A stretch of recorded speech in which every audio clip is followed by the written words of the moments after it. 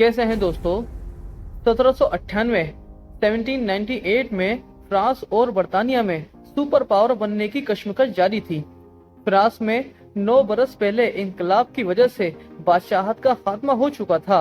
इसके बाद बर्तानिया और रूस समेत जहां बादशाहत थी वो फ्रांस से हालत जंग में थे या उसके मुखालिफिन को सपोर्ट कर रहे थे। ऐसे में एक फ्रांसीसी कमांडर नेपोलियन बोनापार्ट को दूर की सूझी।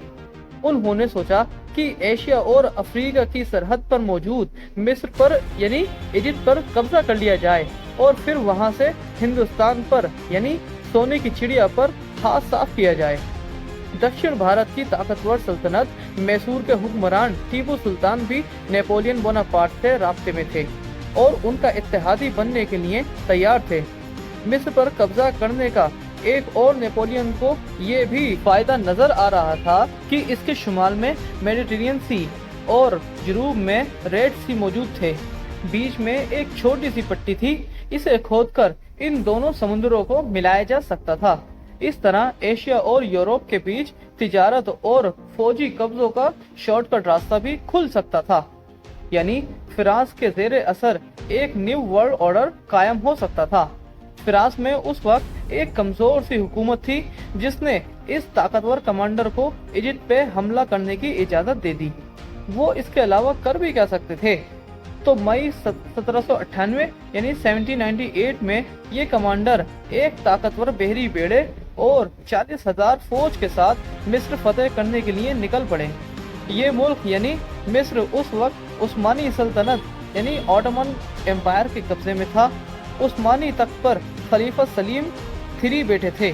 मिस्र में उस्मानी सल्तनत की तरफ से 2 कमांडर यानी मुराद बेग और इब्राहिम बेग हुकूमत कर रहे थे। मिस्र या उस्मानी फौजें फ्रांस जैसी ताकतवर फौज का मुकाबला तो नहीं कर सकती थी, लेकिन उन्हें सुपर पावर बर्तानिया की पूरी मदद हासिल थी। और एक तरफ सुपर पावर बर्तानिया और ऑटोमन एम्पायर थे, तो दूसरी तरफ नेपोलियन बोनापार्ट फ्रांस का टॉप कमांडर था। दोनों में से कौन अपना वर्ल्ड ऑर्डर कायम करने में कामयाब हुआ?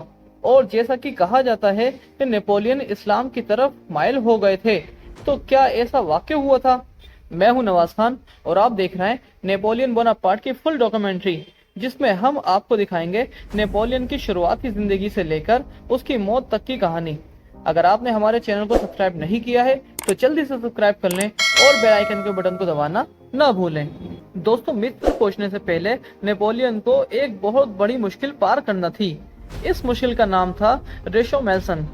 ये रॉयल ब्रिटिश नेवी के वाइस एडमिरल थे और नेपोलियन की मिस्र पहुंचने से रोकने के लिए वहां पहरा दे रहे थे। लेकिन नेपोलियन की किस्मत अच्छी थी कि नेल्सन उन्हें ढूंढ नहीं पाए और वो फ्रांस बहरी बेड़े को लेकर मिस्र की बंदरगाह सिकंदरिया, जिसे अलेक्जेंडरिया भी कहा जाता है, वहां पहुंच गए। इस शहर की हिफाजत के लिए थोड़ी सी ममलूक फौज मौजूद थी, जिसे शिकस्त देकर शहर पर फ्रांसीसी परचम लहरा दिया गया। अब नेपोलियन की अगली मंजिल काहिरा थी। नेपोलियन दरियाए नील के किनारे किनारे सफर करके काहिरा की तरफ बढ़ने लगे। फ्रांसीसी फौज ने सिकंदरिया से काहिरा के बीच पड़ने वाले बहुत से देहात को लूटकर आग लगा दी। एक गांव में तो 900 लोगों को मार दिया गया। इसके बाद उनके बीवी बच्चों को घरों के अंदर ही जिंदा जला दिया गया। फ्रांसीसी फौज के जुल्म देखकर काहिरा के करीबी देहात खाली हो गए। फिर काहिरा में भी नेपोलियन की खबरों से दोस्तों हालात खराब हो गए। ज्यादातर आबादी शहर छोड़कर चली गई। गलियों और बाजारों में सन्नाटा छाया हुआ था। मिस्र के दोनों ममलूक हुक्मरान मुराद बेग और इब्राहिम बेग काहिरा में ही मौजूद थे और फ्रांसीसियों से मुकाबले के लिए फौजें जमा कर रहे थे। लेकिन ये भी कोई वेल ट्रेन्ड फौज नहीं थी। ज्यादातर सिपाही तो अनट्रेन्ड गरीब किसान थे, जिनके पास हथियारों के नाम पर फसलें काटने वाले हथियार देरातिया वगैरह थी। इसके अलावा कुछ कबायली घुड़सवार थे जिनके पास बंदूकें तो थीं, लेकिन जबरदस्त फौजों से मुकाबले का तजुर्बा नहीं था। देखने में ये हाथी और चींटी का मुकाबला था, लेकिन ममलूकों ने इस बेहतरीन सामान के अलावा भी फ्रांसीसियों को बहुत परेशान किया। ममलूकों ने काहिरा से 137 किलोमीटर दूर शुब्राखेर के मुकाम पर फ्रांस की फौज को रोकने के लिए कोशिश की। गवर्नर मुराद बेग की फौज ने हजारों फ्रांसीसियों की फौज पर धावा बोल दिया, लेकिन जाहिर है फ्रांसीसी उनसे कहीं ज्यादा ताकतवर थे। ये हमला आसानी से पसपा कर दिया गया। इस शिकस्त के बाद ममलूकों ने जंग के बजाय गैर रिवायती तरीकों से लड़ना शुरू कर दिया। वो इस तरह कि जुलाई के महीने की सख्त गर्मी में फ्रांस आर्मी सहरा में सफर कर रही थी। उनके लिए पानी का वाहिद जरिया दरियाए नील था, जो उनके रास्ते के साथ साथ ही चल रहा था। लेकिन ममलूक सिपाही कश्तियों में सवार होकर दरिया की निगरानी कर रहे थे। जैसे ही फ्रांसीसी फौज का कोई दस्ता पानी के लिए बढ़ता तो वो उस पर गोलियों की बारिश करके उसे भागने पर मजबूर कर देते थे। फ्रांस फोर्सेस डिमोरलाइज हो रही थी इन छोटी छोटी एक्टिविटीज की वजह से, लेकिन नेपोलियन अपने फौजियों का हौसला बढ़ा रहा था और आगे बढ़ रहा था। 21 जुलाई को फ्रांस आर्मी काहिरा के करीब ऐसी जगह पहुंची जहां से उन्हें दूर से ही एहराम मिस्र की चोटियां नजर आ रही थी। कहते हैं जब कमांडर नेपोलियन एहराम मिस्र को देखा तो उसने अपने साथियों से कहा कि वो देखो साथियों, 40 सदियों की तारीख तुम्हें तक रही है। यानी वो अपने फौजियों को बता रहा था कि तुम किसी बेकार जगह को फतेह करने के लिए नहीं, बल्कि तारीखी अहमियत वाली जगह पर कब्जा करने आए हो। ये कोई मामूली जगह नहीं है, ये वो अपनी फौज को बता रहे थे। अब दोस्तों, मैदान जंग का नक्शा कुछ यूं था कि काहिरा का दिफा करने वाली फौज 2 हिस्सों में तकसीम थी। पहली फौज मुराद बेग की कमान में घुड़सवार दस्तों, पैदल फौज और कुछ गोला बारूद पर मौजूद थी। उसने दरियाए नील को पार करके मगरिबी साइड पर एक गांव में पोजीशन ली हुई थी। इस पोजीशन में आगे तोप खड़ी थी, उसके पीछे घुड़सवार दस्ते उन पर झपटने के लिए तैयार थे। इस फौज के पीछे दरियाए नील बह रहा था, जिसके पार यानी काहिरा वाली साइड पर दूसरी मिस्री फौज मौजूद थी। इसमें ज्यादातर पैदल फौजी थे जो दरिया के किनारे के साथ साथ लंबाई में पोजीशन लिए हुए थे। इनके पास कश्तियां भी थीं। ये फौज वक्त पड़ने पर मुराद बेग को मदद भी भेज सकती थी और दुश्मन को दरिया पार करने से रोक भी सकती थी। मुराद बेग और इब्राहिम बेग की फौजों की कुल तादाद 20,000 थी, जबकि नेपोलियन बोनापार्ट के पास कम से कम 25,000 की फौज थी। कुछ फौज को वो सिकंदरिया में ही और वो इलाके जो उन्होंने फतह कर लिए थे वहां छोड़कर आए थे। तो नेपोलियन की फौज का मुकाबला पहले मुराद बेग की फौज से होना था, जो गांव में पोजीशन लिए हुई थी। इस फौज की शिकस्त देखकर ही वो दरिया नील को पार करके दुश्मन की दूसरी फौज पर हमलावर हो सकते थे। नेपोलियन बोनापार्ट ने अपनी फौज को अलग अलग बॉक्सेस की शक्ल में खड़ा कर दिया था। इस फौजी तकनीक को स्क्वायर कहा जाता था।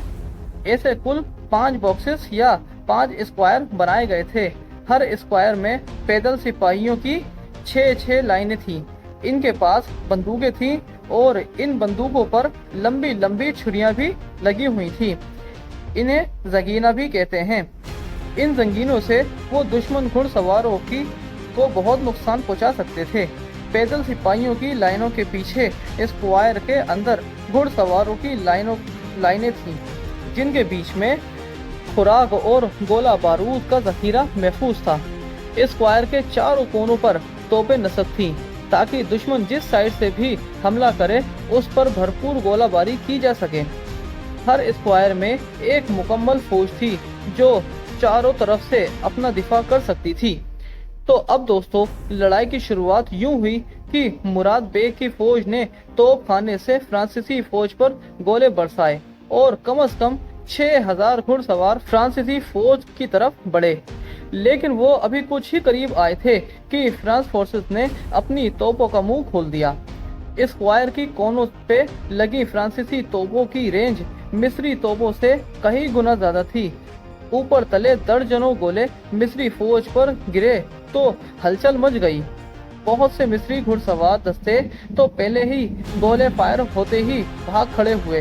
कुछ दस्ते जो स्क्वायर के ज्यादा करीब चले गए थे, उन पर पैदल सिपाहियों ने गोलियों की बारिश कर दी। कहते हैं मिस्री फौजी यूं गिर रहे थे जैसे पेड़ से खजूर गिरती है। मिस्री कमांडर मुराद बेग ने बार बार पोजीशन बदली। कभी वो दुश्मनों को पीछे से घेरने की कोशिश करते तो कभी उनके घुड़सवार दस्ते स्क्वायर के बीच में आ जाते, लेकिन ये स्क्वायर वाली पोजीशन उनके लिए बिल्कुल नहीं थी। इससे निपटना उन्हें आता ही नहीं था। जब वो दुश्मन पर अकब से हमला करते तो उसी तरफ से अलर्ट फोर्सेस उन पर गोलियों की बारिश कर देती। जब वो स्क्वायर के बीच में आ जाते तो उन पर कई जगहों से फायरिंग होना शुरू हो जाती। देखते ही देखते भारी जानी नुकसान उठाकर घुड़सवार दस्ते पसपा होने लगे। कई सिपाही घोड़ों पर या कश्तियों पर दरिया पार कर गए। लेकिन दोस्तों, जंग अभी खत्म नहीं हुई थी। जिस गांव में मिस्रियों की पोजीशन थी वहां अब भी 1500 सिपाही और बहुत से रजाकार यानी वो देहाती जिन्हें फौज में भी शामिल कर लिया गया था, वो मौजूद थे। फ्रांसीसी फौज ने इस गांव को चारों तरफ से घेर लिया था। अंदर मौजूद सिपाहियों से कहा गया कि वो हथियार डाल दें। मिस्रियों ने हथियार डालने से इनकार कर दिया। इस पर फ्रांसीसी फोर्सेस ने गांव पर चढ़ाई कर दी। ये बिल्कुल एक तरफा लड़ाई थी जो हो रही थी। फ्रांस सिपाहियों ने मिस्रियों सिपाहियों जो कि ज्यादातर तलवार से लैस थे, उन्हें जंगीनों से, गोलियों से और हथियारों से हलाक कर दिया। मिस्री सिपाहियों में भगदड़ मच गई। वो अपने पीछे मौजूद दरियाए नील की तरफ भागे, लेकिन उस तरफ भी फ्रांसीसी फौज ही खड़ी थी। उन्होंने मिस्रियों पर फायर खोल दिया। बेशुमार मिस्री सिपाही इसी तरह मारे गए। जो बचे वो दरिया में कूद गए, लेकिन उन पर भी फायरिंग होती रही। बहुत कम सिपाही जान बचाकर दरिया पार करके काहिरा की तरफ पहुंच गए। कई रोज तक दरिया में मरने वालों की लाशें तैरती रहीं और फ्रेंच सोल्जर उनकी लाशें निकालकर उनके कपड़ों से कीमती चीजें निकालते रहे। Battle of pyramids Napoleon Bonaparte ने जीत ली थी। मुराद बेग की कमान में मिस्री फौज तबाह हो गई थी, जबकि दरिया पार इब्राहिम बेग की फौज को उनकी मदद का मौका भी नहीं मिल सकता था। लड़ाई में तकरीबन 1600 मिस्री फौजी जान से गए थे। मिस्री फौज के कमांडर मुराद बेग भी लड़ाई में जख्मी हो गए थे, लेकिन वो बच निकलने में कामयाब हो गए। मिस्रियों के मुकाबले में फ्रांसीसियों के 30 फौजी ही हलाक हुए थे और 260 के करीब जख्मी हुए थे। फ्रांसीसी फौज ने मिस्रियों की 40 तोपें, बहुत सा साजो सामान और 400 ऊंट भी कब्जे में ले लिए, जो जाहिरी तौर पर सोने चांदी से लदे हुए थे। ये सोना चांदी उन मकामी अरब सरदारों की मिल्कियत था जो मुराद बेग और इब्राहिम बेग के हुक्म पर जंग में शरीक हुए थे।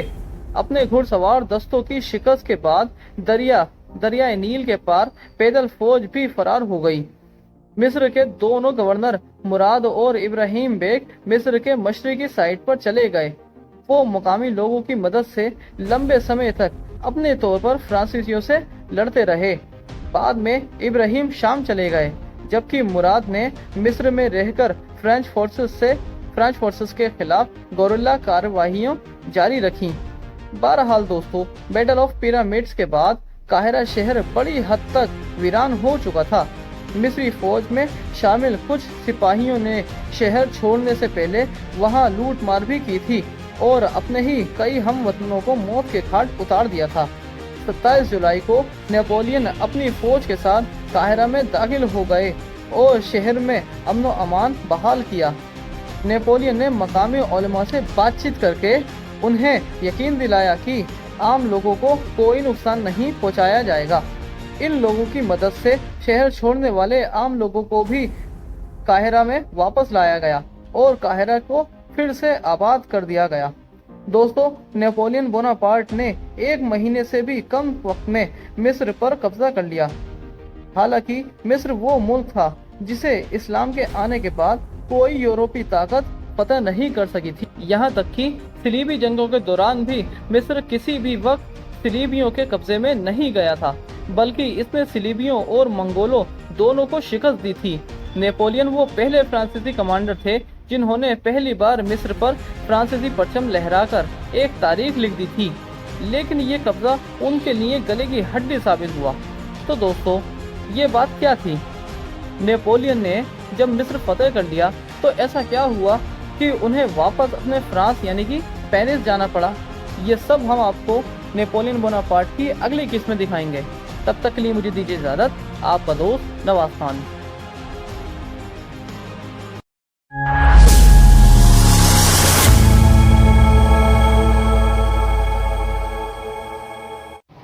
तो कैसे हैं दोस्तों?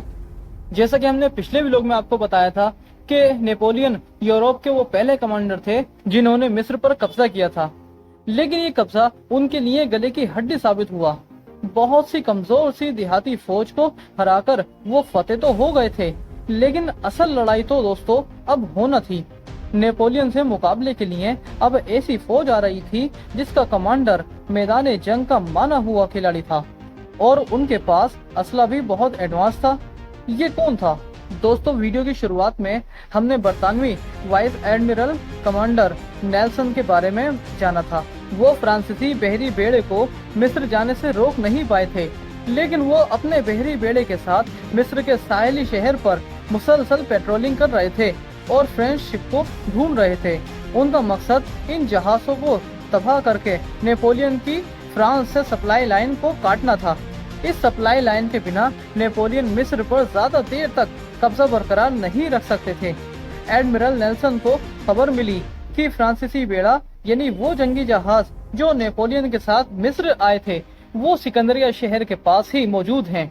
नेल्सन ने फौरन अपने बहरी बेड़े को आगे बढ़ाया और अगस्त तक अपने दुश्मन तक पहुंच गए। उन्होंने फ्रेंच नेवी पर ऐसा जबरदस्त हमला किया जिससे दुश्मन को ज्यादा मुकाबले का मौका ही नहीं मिला।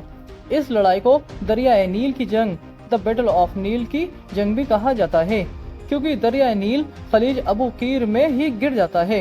इस जंग में 10 बड़े नेवल शिप और बहुत से छोटे जहाज तबाह हो गए थे। इस जंग से फ्रांसीसी बेड़ा नकारा हो गया और नेपोलियन की सप्लाई लाइन टूट गई।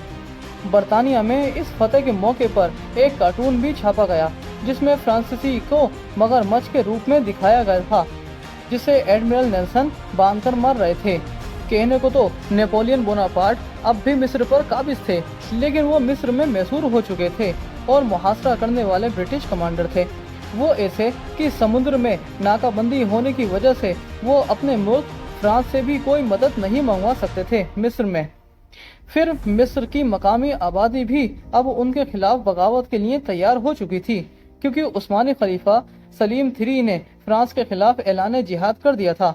मिस्र के बाहर समुद्र में बरतानवी बेड़ा खड़ा था जो तुर्क फोर्स के साथ था और उनको मिस्र में दाखिल करने की कोशिश कर रहा था ताकि नेपोलियन को फैसलाकुन शिकस्त दी जा सके। दोस्तों, नेपोलियन बोनापार्ट ने मिस्री मुसलमानों को इस दौरान खुश रखने और अपने साथ मिलाने की बहुत सी कोशिशें की। वो इस्लाम के हक में जोर शोर से बयानात भी देते थे। मुल्की मामलात में उलेमा की मुसलसल राय लेने लगे। मुसलमानों की मजहबी तकरीबात को वो सरकारी तौर पर मनाने का दिखावा करने लगे। हत्ता कि उन्होंने ईद मिलादुन नबी मनाने के लिए मुसलमानों को 300 फ्रैंक का फंड भी जारी किया। वो इस त्योहार में खुद भी शरीक हुए। फ्रांसीसी तोप खाने ने पैगम्बर इस्लाम मोहम्मद सल्लल्लाहु अलैहि वसल्लम को सलामी भी पेश की। इन बातों से खुश होकर कुछ मुसलमानों ने उन्हें उनके असली नाम की बजाय अली बोनापार्ट के नाम से पुकारना शुरू कर दिया। नेपोलियन ने इस टाइटल पर कोई एतराज नहीं किया, खामोश रहे। इसके अलावा नेपोलियन उलेमाओं से इस्लाम कबूल करने के हवाले से भी बातचीत करने लगे, बहस करने लगे। फ्रांसीसियों ने यह प्रोपेगेंडा भी किया कि नेपोलियन ममलूकों से ज्यादा इस्लाम की इज्जत करते हैं। इस वजह से कुछ मुसलमान आज भी इस गलत फहमी का शिकार हो चुके हैं कि शायद नेपोलियन मुसलमान हो गए थे।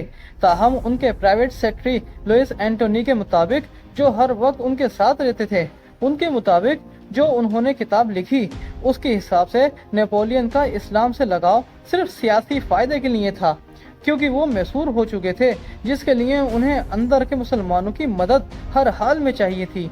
वो किसी न किसी तरह मिस्री मुसलमानों की हमदर्दियां हासिल करना चाह रहे थे। लुइस एंटोनी लिखते हैं कि नेपोलियन बोनापार्ट मुसलमानों की मजहबी रसूमात में सिर्फ एक तमाशीन की हैसियत से शरीक होते थे। उन्होंने कुरान पाक की कोई एक आयत भी याद नहीं की, कभी किसी मस्जिद में कदम तक नहीं रखा। मजहब से मुतालिक अपने बयानात पर निजी महफिलों में वो खुद हंसा करते थे। नेपोलियन बोनापार्ट ने इस्लाम कबूल करने के हवाले से जो मुसलमान उलेमाओं से जो गुफ्तगू की थी, ये बातचीत बस मौज उठाने के लिए थी। ये उनकी सेक्रेटरी लिख रहे हैं कि वो संजीदा हरगिज नहीं थे। वो जब एक मुसलमान की तरह बात करते थे या रिएक्ट करते थे तो वो ये सब इसलिए करते थे क्योंकि वो समझते थे कि वो एक मुसलमान मुल्क के एक सियासी सरबराह हैं। लेकिन दोस्तों इन सब का उन्हें कोई सियासी फायदा उन्हें नहीं हुआ जो वो चाहते थे, क्योंकि नेपोलियन बोनापार्ट इस्लाम से अपने ज़ाहरी लगाव के बावजूद मिस्र के लोगों को अपना फैन नहीं कर पाए। अक्टूबर 1798 में जब वो शहर से बाहर थे तो काहिरा में बड़े पैमाने पर बगावत हो गई। इस बगावत का मरकज मिस्र की मशहूर तारीख की इस्लामी यूनिवर्सिटी जामिया उल अज़हर थी। हजारों शहरियों ने फ्रांसीसियों पर हमले शुरू कर दिए। इन हमलों में कई फ्रांसीसी अफसर अपने सिपाहियों के साथ मारे गए। बागियों ने दुकानों के बाहर रखे बड़े बड़े पत्थर के बेंच तोड़कर इन पत्थरों से जामिया उल अज़हर के बाहर रुकावटें खड़ी कर दी ताकि फ्रेंच दुश्मन उसमें दाखिल न हो पाए। इसके अलावा शहर के बाहर से कुछ देहाती बद्दू जो नेज़ों और ऐसे ही दूसरे हथियारों से लैस थे, हजारों की तादाद में शहर के अंदर पहुंच गए। नेपोलियन ने इस बगावत को कुचलने के लिए सख्त कदम उठाए। वो अपनी फौज के साथ काहिरा पर हमलावर हो गए। फ्रांसीसियों ने शहर में घुसकर इसके अलग अलग जगह पर बने गेट तोड़ डाले, क्योंकि ये फौजी पेशकदमी में रुकावट बन रहे थे। इसके बाद शहर में तोपें लाई गईं। जामिया उल अज़हर और इसके आसपास के इलाकों पर शदीद बमबारी की गई, जिससे कई इमारतों में आग भड़क उठी। बागियों ने घबराकर रहम की अपील शुरू कर दी, लेकिन नेपोलियन ने जवाब दिया कि इंतकाम की घड़ी आ पहुंची है, ये तुमने शुरू की थी, खत्म मैं करूंगा। इस बयान के बाद बमबारी और शदीद हो गई। इस बमबारी के दौरान जामिया उल अज़हर के अंदर जो मस्जिद थी, वहाँ वो उलेमा थे जो इस बगावत को लीड कर रहे थे। वो बाहर निकले और फ्रांसीसी फौज के हवाले खुद को कर दिया। वो बुलंद आवाज में रहम की अपीलें करने लगे, जिस पर नेपोलियन ने बमबारी रुकवा दी। बागियों के लीडर्स को कुछ अरसा हिरासत में भी रखा गया और इस दौरान ये उलेमा समझ रहे थे कि अब उन्हें भी कत्ल कर दिया जाएगा, लेकिन नेपोलियन ने इन बागी लीडर्स को माफ कर दिया, यानी इन उलेमाओं को माफ कर दिया। लेकिन जो गिरफ्तार बागी थे उन्हें माफ नहीं किया गया। नेपोलियन के हुक्म पर हर रात 30 बागियों की गर्दन उतार दी जाती थी, फिर इनकी लाशें बोरियों में बंद करके दरियाए नील में फेंक दी जाती थीं। जिन कैदियों को कत्ल किया गया इनमें बहुत सी औरतें भी शामिल थीं। फिर कैदियों को यूं कत्ल करने का सिलसिला बंद कर दिया गया। दोस्तों, नेपोलियन ने काहिरा में बगावत कुचल दी थी, लेकिन वो समझ चुके थे कि मिस्र उनके लिए अब बोझ बन चुका है। वो इससे हर कीमत, हर रोज की बगावत और बरतानवी खतरे की वजह से निकलना चाहते थे। उन्होंने मिस्र के रास्ते हिंदुस्तान पहुंचने का जो ख्वाब कभी देखा था, वो अब नामुमकिन नजर आ रहा था। अब वो मैसूर के हुक्मरान टीपू सुल्तान की भी कोई मदद नहीं कर सकते थे और न वो यानी टीपू सुल्तान उनकी मदद कर सकते थे। इसी वजह से अगले वर्ष मई 1799 में अंग्रेजों ने मैसूर पर कब्जा कर लिया और टीपू सुल्तान भी लड़ते लड़ते जान की बाजी हार गए। बहरहाल नेपोलियन अब मिस्र में ट्रैप हो चुके थे, क्योंकि उनकी घर वापसी यानी फ्रांस लौटने का समुद्री रास्ता ब्रिटिश ने बंद कर दिया था। इन हालात में उन्होंने उस्मानी कंट्रोल वाले सूबे सीरिया यानी शाम पर हमला करने का सोचा, ताकि तुर्क खलीफा पर दबाव डालकर अपने लिए घर वापसी का महफूज रास्ता हासिल किया जा सके। उनका ख्याल था तुर्क खलीफा जो कि अंग्रेजों के इत्तेहादी हैं, लिहाजा वो शाम पर हमले की वजह से परेशान होकर अंग्रेजों को कहेंगे कि नेपोलियन को फ्रांस जाने दिया जाए, समुद्र में इनकी नाकाबंदी खत्म कर दी जाए ताकि नेपोलियन अपने घर चले जाएं, मिस्र भी बच जाए और शाम भी बच जाए। तो ये उनकी प्लानिंग थी, यानी नेपोलियन की। उन्होंने अपनी ज्यादातर फौज मिस्र के दिफा के लिए छोड़ी और खुद 13,000 फौज के साथ शाम में दाखिल हो गए और हमला कर दिया। नेपोलियन का शाम पर हमला शुरू में तो कामयाब रहा। उन्होंने फिलिस्तीन के शहर गजा और जाफा पर भी कब्जा कर लिया। जाफा में हथियार डालने वाले 4,000 से ज्यादा तुर्क फौजियों को नेपोलियन ने कत्ल करवा दिया। जाफा में नेपोलियन के कयाम के दौरान ताउन की बीमारी फैल गई, जिससे फ्रांसीसी फौजी भी मरने लगे, मुतासिर होने लगे। कहते हैं नेपोलियन अपनी फौज को पुरसुकून रखने के लिए बीमारी में मुब्तला फौजियों की अयादत करने भी चले गए। वो दरअसल ये दिखाना चाहते थे कि वो इस बीमारी से नहीं डरते और न उनकी फौज को डरना चाहिए, क्योंकि उनका कमांडर नहीं डरता। लेकिन दोस्तों, कहा जाता है नेपोलियन ने ताउन के मरीजों से कोई मुलाकात नहीं की थी। ये दरअसल एक प्रोपेगेंडा था जो बाद में किया गया था। सो दोस्तों, जाफा की फतेह के बाद भी नेपोलियन की पेशकदमी जारी रही اور انہوں نے کچھ مزید قلعے بھی وہاں پر فتح کیے، لیکن جب وہ ایک اور ساحلی شہر عقابہ پہنچے تو وہاں موجود ترک فوج نے سرنڈر کرنے سے انکار کر دیا۔ ترک کمانڈر احمد پاشا الجزائر کی کمان میں ترکوں نے قلعہ بند ہو کر فرانسیسی فوج کا خوب مقابلہ کیا۔ نیپولین نے کئی بار قلعے پر قبضے کی کوشش کی لیکن بری طرح ناکام رہے۔ اس کی وجہ یہ تھی کہ نیپولین کے پاس جو توپیں تھیں وہ ہلکی کارگزاری کی تھیں، ان سے قلعے کی دیواریں نہیں توڑی جا سکتی تھیں، ان کی بھاری توپیں مصر میں تھیں۔ سو انہوں نے یہ فیصلہ کیا کہ مصر سے بھاری توپیں شپ کے دوارا منگوائی جائیں، لیکن جب وہ توپیں آ رہی تھیں تو ان کو سمندر میں برٹش نیوی، جس نے مصر کے باہر نیپولین بوناپارٹ کی ناکامندی کی ہوئی تھی، انہوں نے یہ توپیں روک لیں۔ کچھ برطانوی بحری جہاز عقابہ میں عثمانیوں کی مدد کے لیے بھی پہنچے۔ برٹش ایڈمرل نیلسن نے اپنے کچھ دستوں کے ساتھ شہر میں اتر بھی گئے اور کئی موقعوں پر انہوں نے عثمانی سپاہی کو بھی لیڈ کیا۔ کہتے ہیں ایک فرانسیسی شہری فیلیبیوکس جو نیپولین کا کلوز فرینڈ بھی رہ چکا تھا، وہ بھی عقا کی عثمانی فوج میں شامل تھا۔ اس کے مشورے نے شہر کا دفاع بہتر بنانے میں اہم کردار ادا کیا۔ شہر کا دفاع اتنا زبردست ہو گیا کہ مسلسل 2 مہینے کی محنت کے باوجود نیپولین بوناپارٹ شہر فتح نہیں کر سکے اور آخر شہر کا محاصرہ ختم کر کے چلے گئے۔ یہاں سے وہ تیزی سے مصر کی طرف بڑھنے لگے۔ راستے میں انہوں نے غزہ کے علاوہ ہر جگہ بڑے پیمانے پر عمارتوں کو تباہ کیا تاکہ دشمن ان پر قبضہ کر کے ان سے کوئی فائدہ نہ اٹھا لے۔ تو دوستو، شام کے محاصرے میں کم از کم 1800 فرانسیسی ہلاک اور اتنے ہی زخمی ہو گئے تھے۔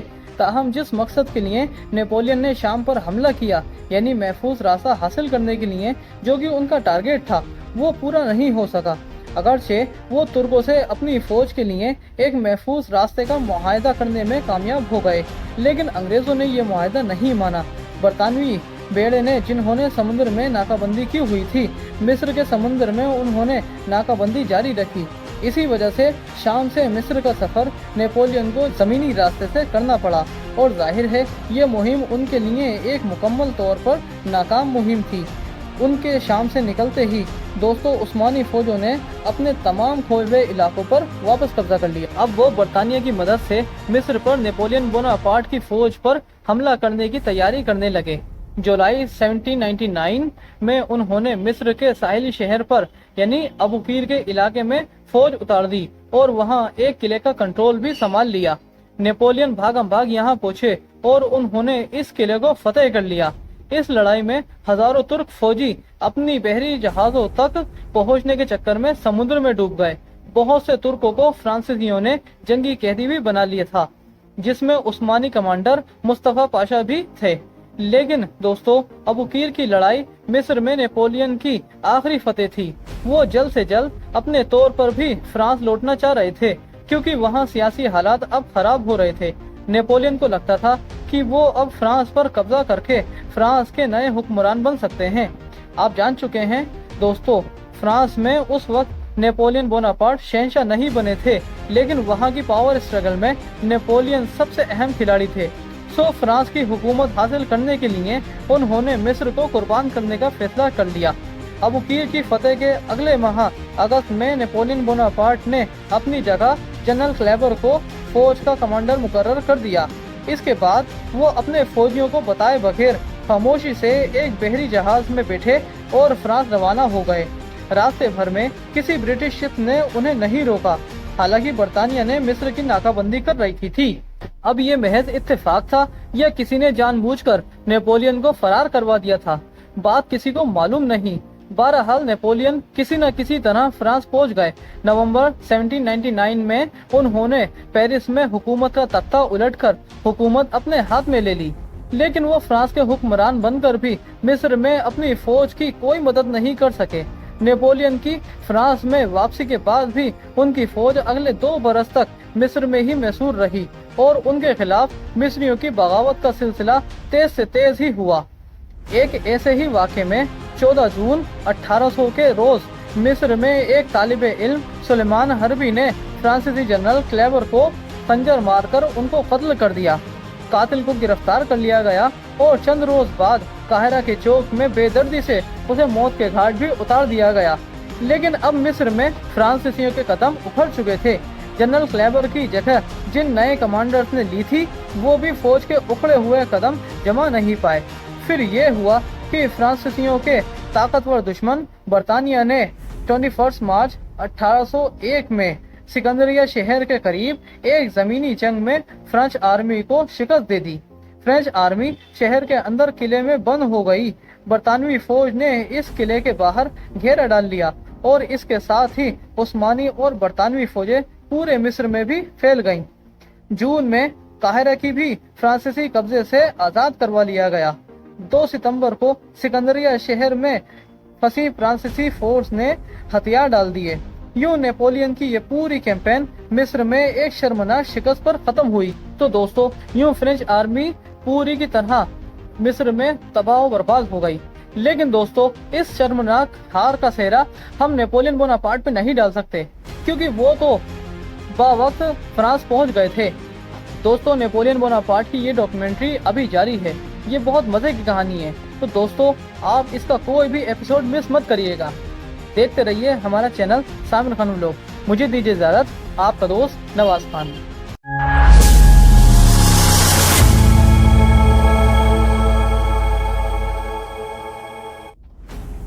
کیسے ہیں دوستو؟ مصر فتح کرنے کے بعد نیپولین کا ایک خواب تھا، اور وہ خواب یہ تھا کہ وہ ریڈ سی اور میڈیٹرینین سی کو نہر سوئس کھود کر ملانا چاہتے تھے، جو کہ ان کی زندگی میں تو یہ نہیں ہو پایا، لیکن 60 سال بعد یہ نہر کھود کر سوئس کینال کے ذریعے میڈیٹرینین سی اور ریڈ سی کو ملا دیا گیا۔ سن 1805 میں نیپولین بوناپارٹ نے مصر میں شکست کے بعد ایک بحری بیڑا تیار کیا اپنا ورلڈ آرڈر قائم کرنے کے لیے، لیکن برطانیہ نے اسے بھی جنگ کر کے تہس نہس کر دیا، جس سے فرانس کی بحری طاقت تقریباً ختم ہو گئی تھی اور ان کا ورلڈ آرڈر قائم کرنے کا خواب چکنا چور ہو گیا تھا۔ لیکن دوستو نیپولین کا اپنا ورلڈ آرڈر قائم کرنے کا جنون مصر اور باقی شکستوں سے ختم نہیں ہوا۔ فرانس کے مشرق میں پورا یورپ فتح کے لیے کھلا پڑا تھا۔ ان فتوحات کے لیے کسی بحری بیڑے کی اب ضرورت بھی نہیں تھی، ہر جگہ زمینی راستے سے پہنچا جا سکتا تھا۔ چنانچہ نیپولین نے سمجھ لیا تھا کہ اگر نیو ورلڈ آرڈر لانا ہے تو اس کا راستہ پانی سے نہ صحیح، مصر سے نہ صحیح، یورپ سے نکلے گا۔ چنانچہ انہوں نے یورپ کو ہی فتح کرنے کا فیصلہ کر لیا۔ فرانس کے ہمسائے میں آسٹریلین ایمپائر موجود تھی، جو کہ یورپ کی ایک بہت بڑی طاقت ہوا کرتی تھی۔ نیپولین بوناپارٹ جو کہ اب شہنشاہ فرانس بن چکے تھے، انہوں نے اب آسٹریلیا کے خلاف محاذ کھول دیا۔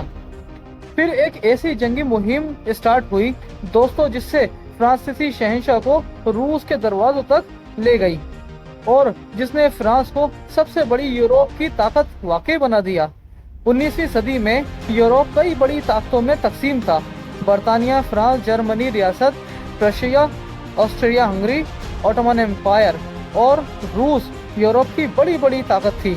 فرانس میں انقلاب کے بعد سے یورپی طاقت نے فرانس پر جنگ مسلط کر رکھی تھی۔ فرانس کے خلاف یورپی اتحاد بنتے بگڑتے رہتے تھے۔ 1804 میں نیپولین جب فرانس کے شہنشاہ بنے تو ان کی نظریں یورپ کی جن علاقوں پر تھیں، ان میں اٹلی، جرمنی، پروشیا اور پولینڈ کے کئی حصے شامل تھے۔ اٹلی اور جرمنی میں تو کچھ علاقے انہوں نے فتح کر بھی لیے تھے، لیکن باقی علاقوں کے لیے انہیں پروشیا اور آسٹریا سے جنگ کرنا تھی، کیونکہ یہ علاقے زیادہ تر انہی دو امپائر کے کنٹرول میں تھے۔ خاص طور پر آسٹریا جرمنی کے زیادہ علاقوں کو کنٹرول کرتا تھا۔ یہ علاقے ماضی میں ہولی رومن امپائر کا حصہ رہے تھے، اسی لیے آسٹریلیا کے حکمران فرانسسکو ٹو ہولی رومن کہلاتے تھے۔ انہیں روس اور برطانیہ کی فوجی مدد بھی حاصل تھی۔ ان تینوں ممالک نے مل کر ایک نیا اتحاد بنا لیا تھا، یعنی آسٹریلیا، برطانیہ اور روس نے۔ ان میں پھر یورپ کی چھوٹی اور بڑی ریاستیں بھی شامل ہو گئی تھی۔ اس بڑے اتحاد میں جرمنی اور اٹلی نے فرانسیسی قبضے والے علاقوں پر ہر وقت کئی جگہوں سے حملہ کرنا شروع کر دیا۔ ان حالات میں فرانسیسی شہنشاہ نیپولین بوناپارٹ ہاتھ پر ہاتھ دھرے نہیں بیٹھ سکتے تھے۔ انہوں نے فوری طور پر آسٹریلیا پر چڑھائی کر دی تاکہ دشمن کی تمام فورسز کو اکٹھا ہونے سے پہلے ہی توڑ دیا جائے، ان پر کاری ضرب لگا دی جائے۔ دوسری طرف روسی شہنشاہ الیگزینڈر ون زار روس ایک بڑی فوج لے کر آسٹریلیا کی مدد کے لیے پہنچ گئے۔ फिर ऑस्ट्रिया के दारुल हुकूमत वियना के करीब एक तारीखी हमला हुआ जिसके अंजाम ने आलमी ताकतों को हैरान कर दिया। वियना से 550 किलोमीटर दूर एक जर्मन शहर ओलम है। ये शहर ऑस्ट्रेलिया के दारुल हुकूमत वियना के दिफाई लाइन था। यहाँ ऑस्ट्रेलिया के एक जर्मन कमांडर मैक तकरीबन 60,000 फौज के साथ दिफाई पोजीशन लिए हुए थे, जबकि उनकी मदद के लिए रूसी फौज जनरल कुतुज़ोव की कमान में मशरिक की तरफ से आ रही थी। जनरल मैक ने सिर्फ ये करना था कि जनरल कुतुज़ोव की आमद तक किसी न किसी तरह फ्रांसीसी फौज को रोके रखना था। अगर वो कामयाब हो जाते और रूसी फौज उनकी मदद के लिए आ जाती तो नेपोलियन के लिए शदीद मुश्किलात पैदा हो सकती थी। नेपोलियन ने अक्टूबर 1805 में ओलम पर हमला कर दिया। शहर के आसपास ऑस्ट्रेलियन और फ्रांसीसी फौजों में शदीद झड़पें हुई। इस लड़ाई में कम से कम 2000 फ्रांसीसी फौजी और 4000 ऑस्ट्रेलियन फौजी हलाक या जख्मी हो गए।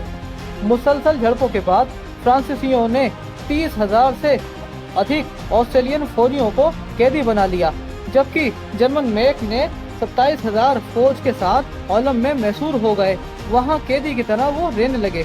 नेपोलियन बोनापार्ट ने जनरल मैक को पैगाम भेजा कि अब मुज़ाहमत का कोई फायदा नहीं है, हथियार डाल दीजिए। जनरल मैक ने जवाब दिया कि अगर 25 अक्टूबर तक मुझसे मदद ना मिली तो मैं सरेंडर के बारे में सोचूंगा, वरना नहीं। इसके जवाब में नेपोलियन के नुमाइंदों ने जनरल मैक को बताया कि जनाब, जिस रूसी फौज की आमद का आप इंतजार कर रहे हैं वो तो हफ्तों दूर है। इसकी आमद से पहले तो आपकी फौज तबाह हो जाएगी। इस खबर या उनकी खुद की तस्दीक से जनरल मैक बहुत मायूस हो गए। उन्होंने 25 अक्टूबर के बजाय 20 अक्टूबर को ही सरेंडर कर दिया। 27,000 ऑस्ट्रेलियन फौजी शहर से बाहर आए और फ्रांसीसियों के सामने उन्होंने हथियार फेंक दिए। जब जनरल मैक को नेपोलियन के सामने लाया गया तो इस कमांडर ने अपना तारुफ कुछ इस तरह करवाया कि मैं हूँ बदकिस्मत कमांडर मैक। नेपोलियन ने उसके फौजियों के साथ अच्छा सलूक किया, बल्कि उसके जख्मी फौजियों को बहादुरी से लड़ने पर सैल्यूट भी किया।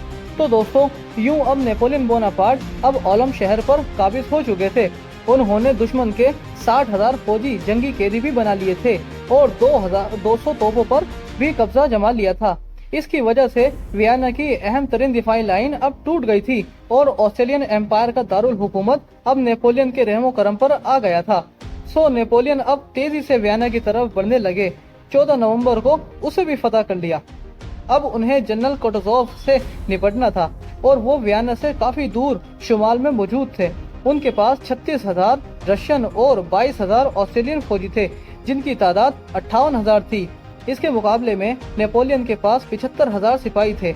अब नेपोलियन ने जनरल कुतुज़ोव का मुकाबला करने के लिए उनकी तरफ बढ़ना शुरू कर दिया। जैसे ही जनरल कुतुज़ोव और उनकी आर्मी को पता चला कि उन्हें वियना में शिकस्त हो चुकी है तो उन्होंने भी वियना से दूर हटना शुरू कर दिया। तो सूरत हाल कुछ यूँ बनी कि रूसी कमांडर अब आगे आगे थे और नेपोलियन बोनापार्ट उनके पीछे पीछे थे। जनरल कुतुज़ोव ने कुछ फौजी दस्तों को पीछे छोड़ दिया ताकि वो फ्रांसीसियों के हमले को थोड़ा रोक सकें और वो अपनी जान बचाकर ज्यादा आगे बढ़ सकें और पोजीशन ले।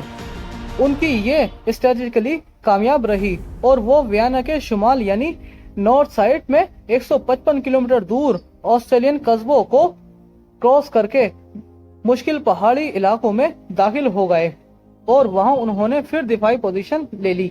इस दौरान उन्हें 30,000 रूसी फौजियों की मदद भी मिल गई, यानी उनकी कुल तादाद अब फ्रांस से बढ़ गई थी। इस दौरान दोस्तों, नेपोलियन भी एस्कोलेट कस्बे के करीब ही पहुंच चुके थे। जब उन्हें मालूम हुआ कि दुश्मन के पास ज्यादा फौज है तो उन्होंने रशियन को फंसाने के लिए एक जबरदस्त चाल चली। उन्होंने अपने हजारों सिपाहियों को ऑस्ट्रेलिया में ही अपने कब्जे वाले इलाकों में भेज दिया और इस तरह उनकी फौज की तादाद कम होकर 53,000 रह गई। लेकिन नेपोलियन ने दुश्मन को एक गलत तासुर दिया था कि मेरी फौज बहुत ही कमजोर हो गई है, आओ मुझ पर हमला कर दो।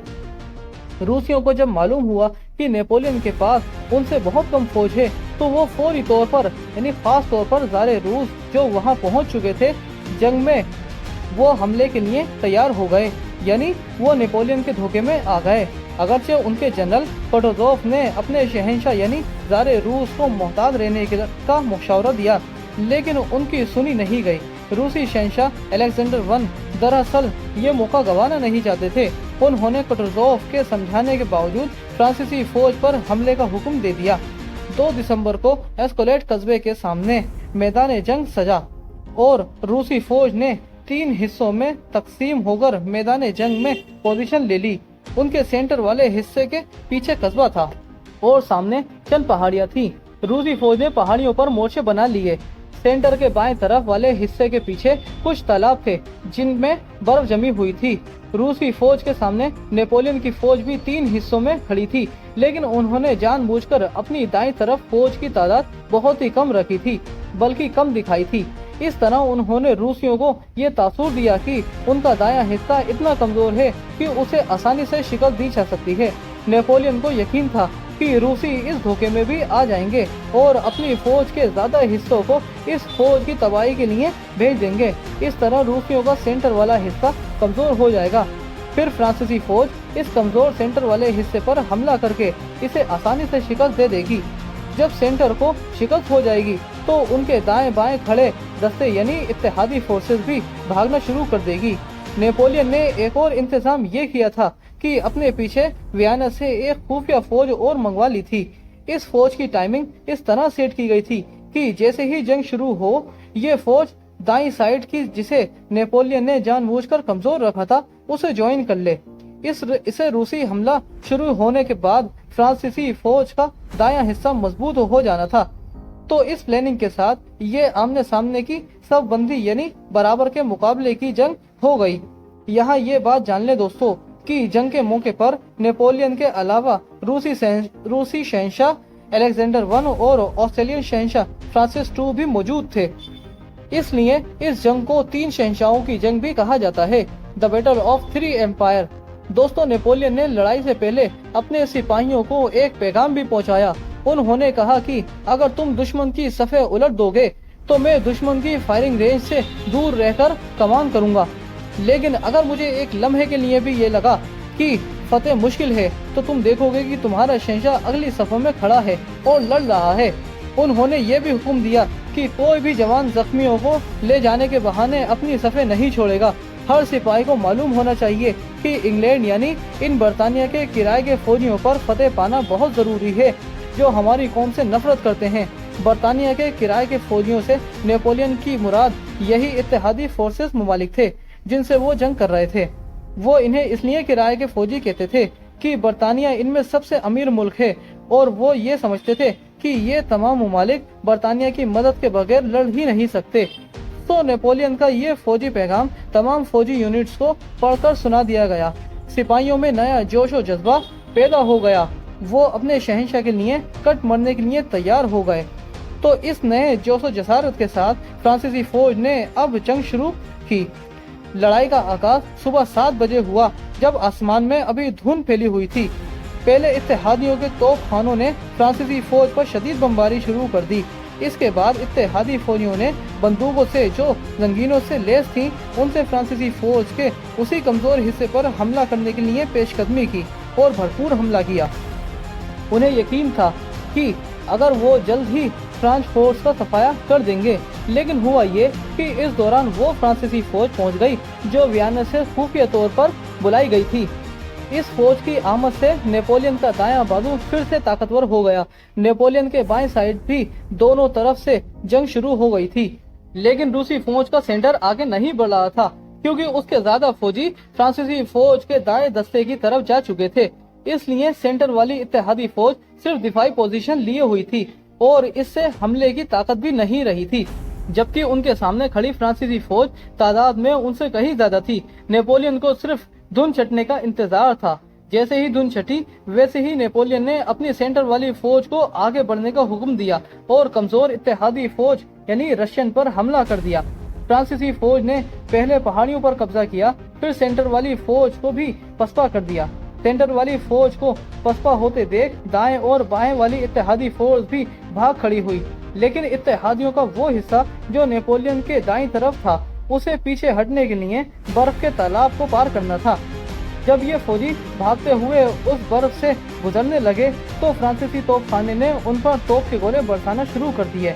ऊपर तले बारूद के गोले जब तालाब की जमी बर्फ पर गिरे तो बर्फ टूट गई बहुत से सिपाही या तो तालाब में गिर गए या तालाब पार करने के चक्कर में अपने घोड़ों और तोपों के साथ गर्क हो गए। चुनांचे किसी न किसी तरह दर्जनों सिपाही तालाब पार कर गए। इस जंग में 15,000 रूसी फौजी और ऑस्ट्रेलियन हलाक हो गए। 11,000 को गिरफ्तार कर लिया गया। इसके अलावा नेपोलियन की फौज ने सिर्फ 9,000 जाने गंवाई। एस्कलोट की जंग नेपोलियन ने जीत ली थी। ये एक फैसला कुन जीत थी। फ्रांस के खिलाफ जो फौजी इत्तेहाद बना था वो वक्ती तौर पर अलग हो गया। जंग के बाद वियना के मशरिक में 80 किलोमीटर दूर प्रेस्पर शहर, जो कि अब स्लोवाकिया का हिस्सा है, वहाँ एक मुआहदे पर दस्तखत हुए। ये मुआहदा नेपोलियन बोनापार्ट और ऑस्ट्रेलियन शहंशाह फ्रांसिस II के बीच तय पाया। इस मुआहदे में ऑस्ट्रेलियन ने फ्रांस के खिलाफ फौजी इत्तेहाद से अलहदगी इख्तियार कर ली। इटली के शहर वियना समेत वो इलाके जो ऑस्ट्रेलिया के पास थे वो सभी फ्रेंच एम्पायर और उसके ज़ेरे असर सेंट्रल रियासत को दे दिए गए। नेपोलियन ने 4 करोड़ तावान यानी जंगी जुर्माना भी ऑस्ट्रेलिया के जिम्मे लगाया, जो उसने अदा करने का वादा कर लिया। नेपोलियन ने फ्रांसिस को इस बात पर भी मजबूर कर दिया कि होली रोमन एम्पायर के टाइटल से दस्तबरदार हो जाए। 6 अगस्त 1806 को शहंशाह ने ये टाइटल छोड़ दिया। अब वो सिर्फ फ्रांसिस I के नाम से ऑस्ट्रेलियन एम्पायर के हुक्मरान रह गए थे। यूं यूरोप की कदीम तरीन होली रोमन एम्पायर, जो कि अलामती तौर पर ही कायम थी, वो भी अपने अंजाम को पहुंच गई, यानी खत्म हो गई। इस सब के बदले में ऑस्ट्रिया के दारुल हुकूमत वियना उन्हें वापस कर दिया गया। एसोलेट की फतेह ने फ्रांस को यूरोप की सबसे बड़ी ताकत बना दिया था। ताहम दोस्तों, प्रेस्पर मुआहदे के बाद भी लॉन्ग टर्म में ऑस्ट्रिया और दीगर यूरोपीय ताकतों से फ्रांस की जंगें अभी खत्म नहीं हुई थी। ये चंद सालों बाद दोबारा शुरू हो जाती थी। 1809 में फिर एक बार नेपोलियन ने वियना को फतेह किया और फिर एक मुआहदे के तहत इसे ऑस्ट्रिया को वापस कर दिया। 1805 से 1812 तक यानी तकरीबन 7 साल तक नेपोलियन ने बहुत सी फतोहात हासिल की। 1812 में दोस्तों सूरत हाल ये थी कि Germany, Italy, Netherlands, Luxembourg, Poland और स्पेन का बड़ा इलाका फ्रांस के कब्जे में आ चुका था। ये तमाम इलाके या तो फ्रेंच एम्पायर का हिस्सा थे या फिर वहाँ पे फ्रांस की कठपुतली रियासत थी। नेपोलियन ने इनमें से बहुत सी रियासत अपने भाइयों और रिश्तेदारों में बांट दी थी। उनके एक भाई जोसेफ बोनापार्ट स्पेन के बादशाह बन गए। एक और भाई को हॉलैंड या जिसे हम नीदरलैंड कहते हैं उसका बादशाह बना दिया गया। एक तीसरे भाई जो रानी बोनापार्ट को जर्मनी के वेस्ट फाल्किया के बादशाह बना दिए गए। नेपोलियन ने अपने एक और ब्रदर इन लॉ जोचन मोराल को इटली की रियासत नेपल्स का हुक्मरान बना दिया। इस तरह जोचन मोराल की बीवी और नेपोलियन की बहन कॉरेलम नेपल्स की मलिका बन गई। यूं उनकी एक और बहन अलीजा बोनापार्ट एक और इतालवी रियासत टेस्लिनी की मलिका बन गई। नेपोलियन की मां लेटिजिया बोनापार्ट को शहंशाह की मां होने की वजह से मैडम मैरी कहा जाने लगा, लेकिन उन्हें दुनिया की खुशकिस्मत lady, the happiest lady in the world भी कहा जाता था, क्योंकि उनके ज्यादातर बच्चे बादशाह या मलिका बन चुके थे। मगर इस खुशकिस्मत माँ को हमेशा खतरा लगा रहता था कि उनकी इतनी ज्यादा खुशियों को किसी की नजर लग गई तो क्या होगा, कुछ कहीं गलत ना हो जाए।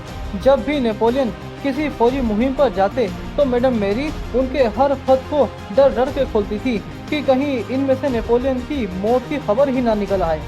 फिर ये हुआ दोस्तों कि उनकी खुशियों को वाकई किसी की नजर लग गई और उनके बच्चे जो कि बादशाह बन चुके थे वो धीरे धीरे जवाल का शिकार होने लगे। दोस्तों ये क्या कहानी थी? दोस्तों ये सारी कहानी हम आपको अगले व्लॉग में बताएंगे। तब तक के लिए मुझे दीजिए इजाजत। आपका दोस्त नवाज खान।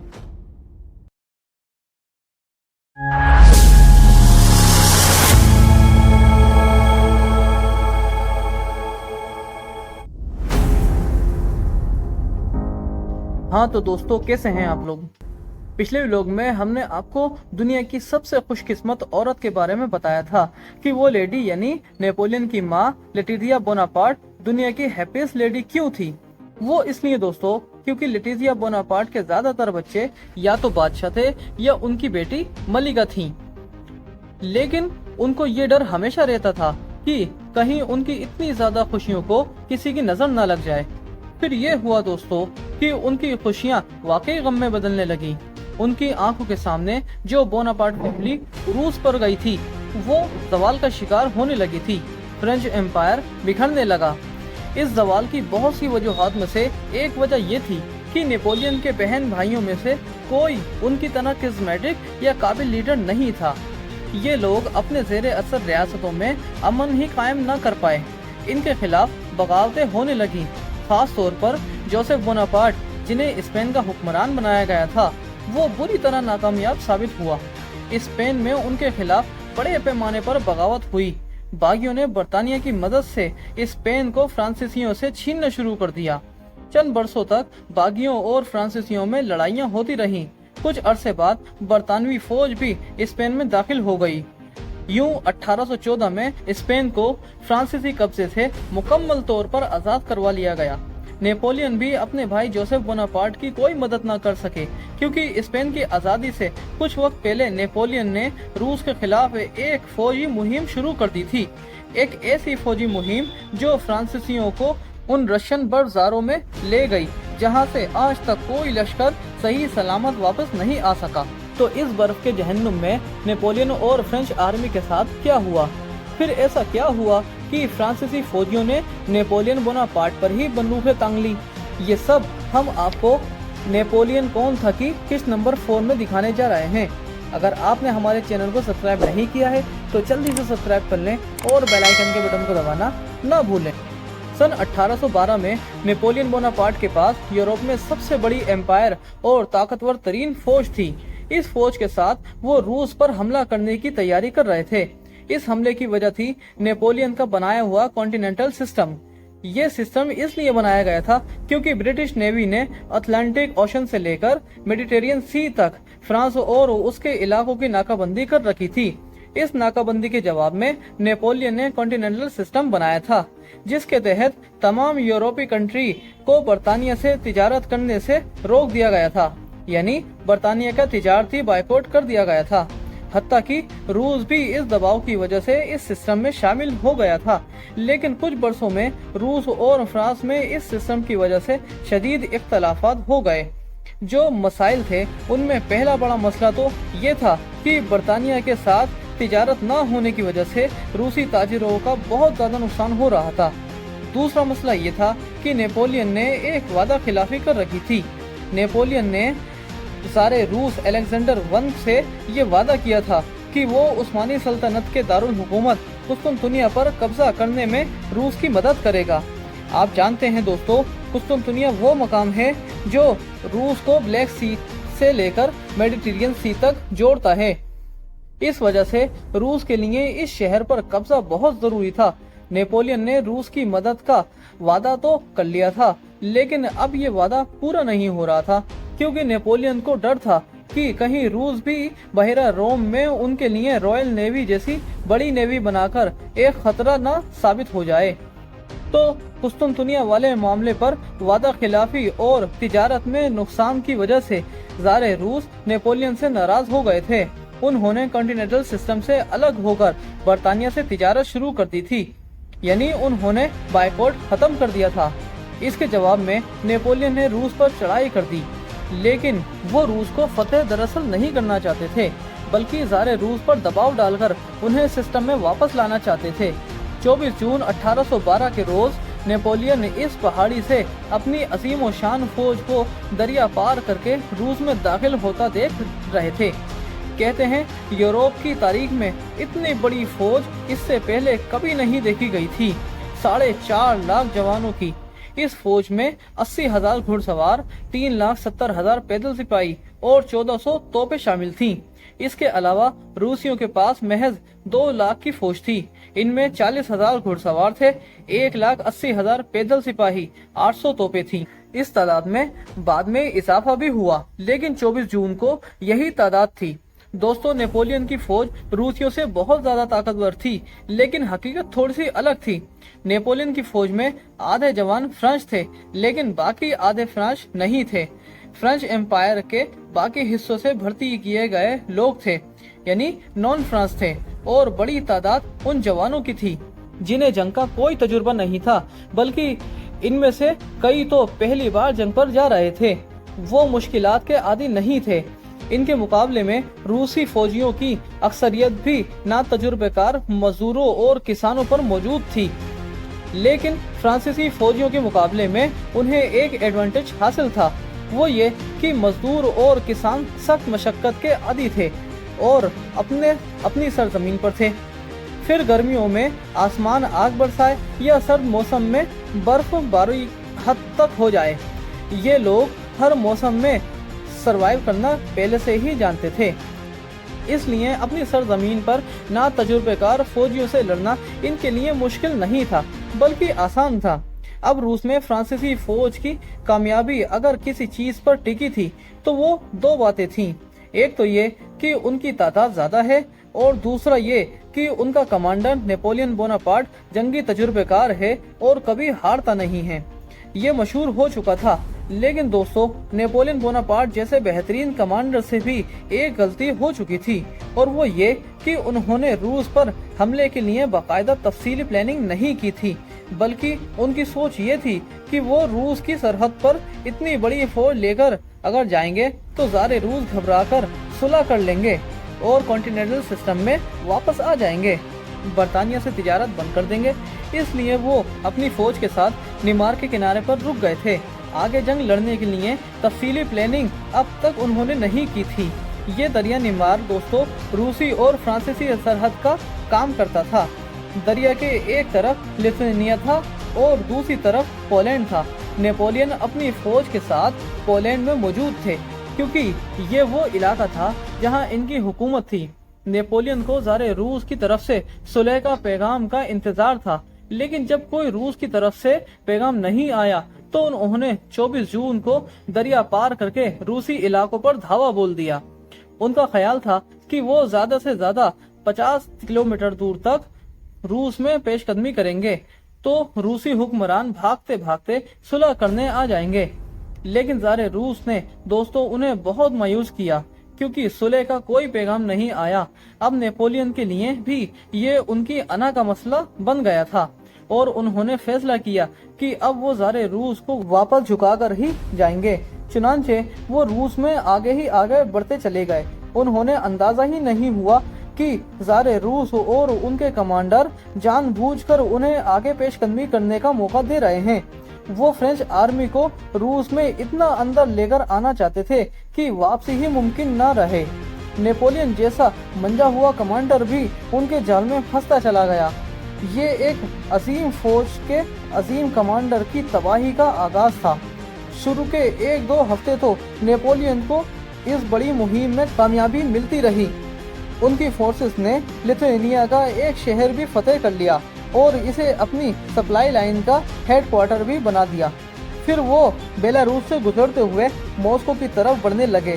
दोस्तों, आपको यहाँ ये बता दें कि उस जमाने में मॉस्को नहीं बल्कि उनके पास सेंट पीटर्सबर्ग रूस का दारुल हुकूमत था, यानी कैपिटल था।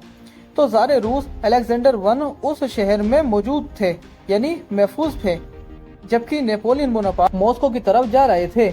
इसकी वजह यह भी थी कि मॉस्को भी रूस के लिए बहुत अहम शहर था। ये रूसी ऑर्थोडॉक्स चर्च का मरकज था और रूसी आवाम इसे मुकद्दस जानते थे। नेपोलियन का ख्याल था कि इस शहर को खतरे में देखकर ज़ारे रूस फौरी सुलह कर लेंगे या उन्हें रोकने के लिए बड़ी जंग शुरू कर देंगे। लेकिन ये फिर नेपोलियन की गलत फहमी ही थी। ना सुलह का पैगाम आया और ना ज़ार की फौज उनके मुकाबले पर आई, बल्कि फ्रांसीसी फौज की पेशकदमी की वजह से रूसी फौज मुसलसल पीछे ही हटती चली गई, पसपा होती चली गई।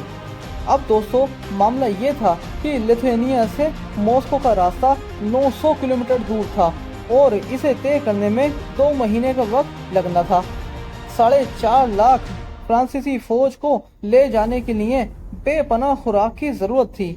इसलिए रूसियों ने ये किया कि पीछे हटते हुए रास्ते के हर गांव और खेत को खुद ही जला दिया और पानी के कुओं में जहर मिला दिया। हत्ता कि मवेशियों तक को मौत के घाट उतार दिया गया ताकि फ्रांसीसी फौज भूखी प्यासी मरने लगे। फिर रूसी देहातियों ने भी फ्रेंच फोर्सेस पर हमले करना शुरू कर दिए। वो कुछ जगह से आते और कुछ फ्रांसीसियों को मौत के घाट उतारकर जो राशन हाथ आता उसे लेकर भाग जाते। रशियन आर्मी के रेगुलर दस्तों ने भी यही काम करना शुरू कर दिया। वो फ्रांसीसी फौज के खिलाफ छापामार कार्रवाई करने लगे। खास तौर से लिथुआनिया के शहर वेनस से जो फ्रांसीसी फौज को सप्लाई भेजी जाती थी उसे भी रूसी फौजी या देहाती लूट लिया करते थे। सप्लाई लाइन की हिफाजत के लिए नेपोलियन को बहुत से फौजी दस्ते पीछे छोड़ना पड़ते थे, लेकिन इन दस्तों पर भी रूसी फौजियों के हमले जारी रहते थे। नेपोलियन ने बहुत कोशिश की कि वो रूसी फौज के बड़े हिस्से की किसी तरह घेर कर तबाह कर दें ताकि रूसी हथियार डाल दें और मज़ामत के काबिल न रहें। अगर ऐसा हो जाता तो नेपोलियन को मॉस्को जाने की भी जरूरत नहीं पड़ती। वो ज़ारे रूस को सुलह पर मजबूर करके फ्रांस वापस लौट जाते। लेकिन रूसी फौज का मरकजी हिस्सा जो रूसी कमांडर जनरल मार्क ले ग्लैरी के कंट्रोल में था वो इनके हाथ नहीं आ रहा था। रशियन आर्मी पीछे हटती जा रही थी और इसके ताक़ुब में नेपोलियन भी मॉस्को की तरफ बढ़ते जा रहे थे। अब ऐसा था दोस्तों, ये जून जुलाई के महीने थे और रूस में खूब गर्मी पड़ रही थी, लेकिन फ्रेंच फोर्स के पास खाने और पीने की किल्लत हो चुकी थी। रास्ते में भी उन्हें कहीं से ज्यादा पानी और कोई दूसरी मदद नहीं मिल रही थी। उनकी सप्लाई लाइन भी तबाह हो रही थी। भूख से बेहाल फौजी तो अपने हजारों घोड़ों को मारकर खा भी गए थे, लेकिन ये भी काफी नहीं था। इतनी बड़ी फौज को हर रोज जितनी खुराक और पानी चाहिए था वो नहीं मिल रहा था। नतीजा ये हुआ कि भूख प्यास गर्मी और बीमारियों में हजारों फौजियों की जानें जाने लगी। फौज में शामिल यूरोपीय सिपाही जो फ्रेंच नहीं थे उन्होंने तो फौज को छोड़कर भागना शुरू कर दिया। यूं मॉस्को से सैकड़ों किलोमीटर पहले ही फ्रांस का अजीम और शान लश्कर तबाह होने लगा था। अगस्त के आधे माह तक ये सूरत हाल हो चुकी थी कि रोजाना 5 से 6 हजार फ्रांसीसी बीमारी की वजह से लड़ने के काबिल ही नहीं रहते थे या भाग जाते थे। चंद महीनों में फ्रांसीसी फौज अपने 1.5 लाख फौजियों से महरूम हो गई थी। अब याद रखें दोस्तों, फ्रांसीसी फौज की ये हालत गर्मी के मौसम में हो रही थी, जबकि रूस का असल सख्त मौसम तो सर्दियों का होता है, यानी विंटर सीजन जो अभी आना था। मौसम सरमा से पहले 18 अगस्त को मॉस्को से 400 किलोमीटर दूर स्मोलेंस्क शहर में फ्रांसीसी फौज रूसियों की एक मरकजी फौज के करीब पहुंच गई। इस मौके पर रूसियों और फ्रेंच आर्मी की पहली बड़ी लड़ाई भी हुई। रूसी फौज किले में बंद हो गई थी। नेपोलियन बोनापार्ट के पास पूरा मौका था कि वो शहर को घेरे में लेकर दुश्मन की मॉस्को वापसी का रास्ता बंद कर दें। इससे रूसी शहर में मैसूर हो जाते और उनकी पूरी फौज तबाह हो जाती। लेकिन नेपोलियन बोनापार्ट ने ना जाने क्यों एक बहुत बड़ी फौजी गलती कर दी। नेपोलियन ने शहर का मुहासरा करने के बजाय सिर्फ शहर के मरकजी दरवाजे पर हमला कर दिया, यानी शहर से निकलने के जो दूसरे रास्ते थे उनकी नाकाबंदी नहीं की। अपने हमले में फ्रांसीसी फौज ने ये किया कि पहले तो तोपखाने से किले के वो मरकजी दरवाजों पर शदीद बमबारी की। उसके बाद वो शहर में दाखिल हो गए। शहर के कूचो गली मोहल्लों में रूसी और फ्रांसीसी फौज में शदीद लड़ाई हुई। इस दौरान कुछ 14,000 रूसी फौजी भी मारे गए। नेपोलियन ने भी अपने 10,000 फौजी गंवाए। 2 रोज की लड़ाई के बाद रूसी फौज दीगर रास्तों से जिनकी नाकाबंदी नहीं की गई थी वहां से निकलकर फिर मॉस्को की तरफ चली गई। नेपोलियन ने शहर पर तो कब्जा कर लिया, लेकिन दोस्तों उन्हें एक बार फिर रूसी फौज का ताक़ुब भी करना पड़ा। अब सूरत हाल ये थी कि रूसी जनरल मार्कले आगे आगे थे और नेपोलियन उनके पीछे पीछे, यानी ये चूहे बिल्ली का खेल कब तक जारी रहता। लेकिन अचानक रूसी जनरल मार्कले को रूसी शहंशाह का पैगाम मिला जिसने लड़ाई का नक्शा ही बदल दिया। ज़ारे रूस ने कहा था कि दुश्मन को थकाने की एक्सरसाइज बहुत हो चुकी, अब नेपोलियन से फैसला कुन जंग की जाए। इस जंग के लिए कमांडर भी नया लाया गया था। ये थे 70 साल के जनरल कुतुज़ोव। इस बूढ़े कमांडर की बराबर का जनरल पूरे रूस में नहीं था। उन्हें सुप्रीम कमांडर बनाकर मॉस्को भेज दिया गया था। वो मॉस्को पहुंचे और जनरल मार्कले को भी अपनी कमान में लेकर जंग की तैयारियां शुरू करने लगे। रूसी कमांडर ने मॉस्को से 132 किलोमीटर दूर मगरिब में ब्रोडिनो गांव के करीब मोर्चा लगा लिया और नेपोलियन का इंतजार करने लगे। अब मॉस्को और नेपोलियन के बीच एक ही दीवार थी और वो थी जनरल कोटोजोव की फौज। दोस्तों, जब नेपोलियन को मालूम हुआ कि रूसी फैसलाकुन जंग के लिए तैयार हो चुके हैं तो उनकी खुशी का ठिकाना ही नहीं रहा। वो यही तो चाहते थे कि दुश्मन एक फैसलाकुन जंग के लिए सामने आए और वो उसे तबाह कर दें। उन्होंने अपनी थकी हुई फौज को जोश दिलाया और आगे बढ़ाया और ब्रोडिनो पहुंच गए। फिर 7 सितंबर 1812 को वाकई एक फैसलाकुन जंग लड़ी गई, लेकिन नेपोलियन की मर्जी की जंग के बदले शायद अब बहुत देर हो चुकी थी। दोस्तों, ऐसा क्या हुआ था? ये जंग नेपोलियन बोनापार्ट को महंगी क्यों पड़ी? इस जंग का नतीजा क्या निकला? ये सब हम आपको नेपोलियन बोनापार्ट कौन था की अगली किस्त यानी कि 5 किस्त में बताएंगे। तब तक लिए मुझे दीजिए इजाजत। आपका दोस्त नवाज खान।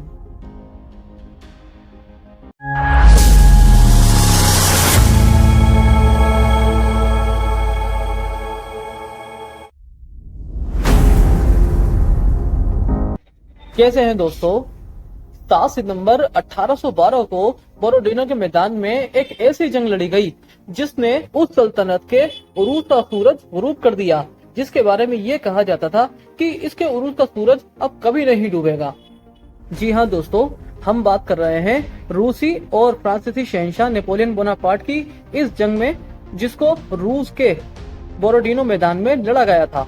दोस्तों, जनरल कोटोजोव के आने के बाद रूसियों ने फ्रांसीसियों के खिलाफ फैसलाकुन जंग करने का ऐलान कर दिया था, जिसकी वजह से फ्रांसीसी शहंशाह नेपोलियन बोनापार्ट बहुत खुश हुए थे, क्योंकि वो भी तो यही चाहते थे कि रूसी उनसे फैसलाकुन जंग करें। इसके बाद नेपोलियन ने अपनी थकी हारी फौज को जोश दिलाकर आगे बढ़ाया और बोरोडिनो पहुंच गए, जिसके बाद 7 सितंबर 1812 को एक जंग लड़ी गई। लेकिन जैसी जंग नेपोलियन चाहते थे, उस जंग के लिए अब बहुत देर हो चुकी थी। बोरोडिनो की लड़ाई के लिए नेपोलियन के पास 1,30,000 फौजी और 587 गन थी। रूसियों के पास 1,20,000 फौजी और 640 तोपे यानी गन थी। यानी दोनों फौजों की तादाद और ताकत में बहुत थोड़ा फर्क था। लेकिन रूसियों को एक एडवांटेज था कि उनके फौजी ज्यादातर ताजादम थे, जबकि फ्रेंच सोल्जर सैकड़ों किलोमीटर दूर से सफर करके आए थे और थके हुए फ्रांसीसियों के साथ दोस्तों एक मसला ये भी हो गया था कि उनके मरकजी कमांडर नेपोलियन शदीद बीमार हो गए थे। अपनी बीमारी की वजह से वो सही फैसले भी नहीं कर पा रहे थे। फ्रांसीसियों के हिसाब से ये सही हालात नहीं थे जंग के लिए, लेकिन फिर भी बीमार नेपोलियन ने जंग शुरू कर दी। दोनों फौजों की सूरत हाल ये थी कि दोनों फौजों के बीच में दरिया मॉस्को बह रहा था। रूसी फौजों ने दरिया के साथ साथ छोटी छोटी पहाड़ियों पर पोजीशन ले रखी थी। उन्होंने दुश्मन के पहुंचने से पहले ही मिट्टी के किले बनाकर उनमें तोपें नस्ब कर दी थीं। रूसी फौजों के सेंटर में भी एक बड़ा किला था, जिसमें कम से कम 18 तोपें नस्ब कर दी थीं। इसके अलावा उन्होंने अपनी दिफाई लाइन के साथ साथ फौजियों के लिए महफूज मोर्चे भी बना रखे थे। नेपोलियन ने इस जंग के लिए लंबी चौड़ी मंसूबाबंदी के बजाय अपनी फौज को दुश्मन की फौज पर हमला करने का हुक्म दे दिया था। ऐसा हमला करना खतरनाक भी हो सकता था, क्योंकि दुश्मन अपनी महफूज पोजीशन से फायरिंग करके दुश्मन को भारी जानी नुकसान पहुंचा सकता था। नेपोलियन के जनरल ने उन्हें मशवरा दिया कि आप सीधा हमला ना करें, मुझे 40,000 फौज दीजिए, मैं रात को दरिया पार करके दुश्मन को पीछे से घेरने की कोशिश करूंगा। लेकिन नेपोलियन ने इनकार कर दिया। 7 सितंबर की सुबह फ्रांसीसी तोपखाने ने रूसियों पर शदीद बमबारी शुरू कर दी। रूसी तोपखाने ने भी इसका जवाब दिया। इसके बाद फ्रांसीसी फौज दरिया पार करके दुश्मन पर सामने से ही हमला कर दिया। लेकिन दुश्मन की पोजीशन पर कब्जा करना आसान नहीं था। रूसी फौजी अपनी दिफाई पोजीशन और मिट्टी के किलों से गोले बरसा रहे थे। जब फ्रांसीसी फौजी करीब पहुंचते तो रूसी उन पर गोलियां बरसाने लगते। रूसियों की खतरनाक फायरिंग ने फ्रांसीसियों की फौज के जत्थे उड़ाकर रख दिए। जो फ्रांसीसी फौजी कमांडर फील्ड में मौजूद थे उन्हें इस बात पर भी परेशानी होने लगी थी कि नेपोलियन अगले मोर्चे में उनके साथ क्यों नहीं है। उनके लिए कोई भी फैसला फौरी लेना इसलिए भी मुश्किल हो रहा था क्योंकि शहंशाह तक पैगाम पहुंचते और फिर उनका जवाब आने में बहुत वक्त लग जाया करता था। उनके एक कमांडर ने गुस्से में अपने फौजियों से ये भी कहा कि शहंशाह अगली सफों में क्यों नहीं है। अगर वो फैसला लेने की हालत में नहीं है तो लौट जाएं और हमें कमान करने दें।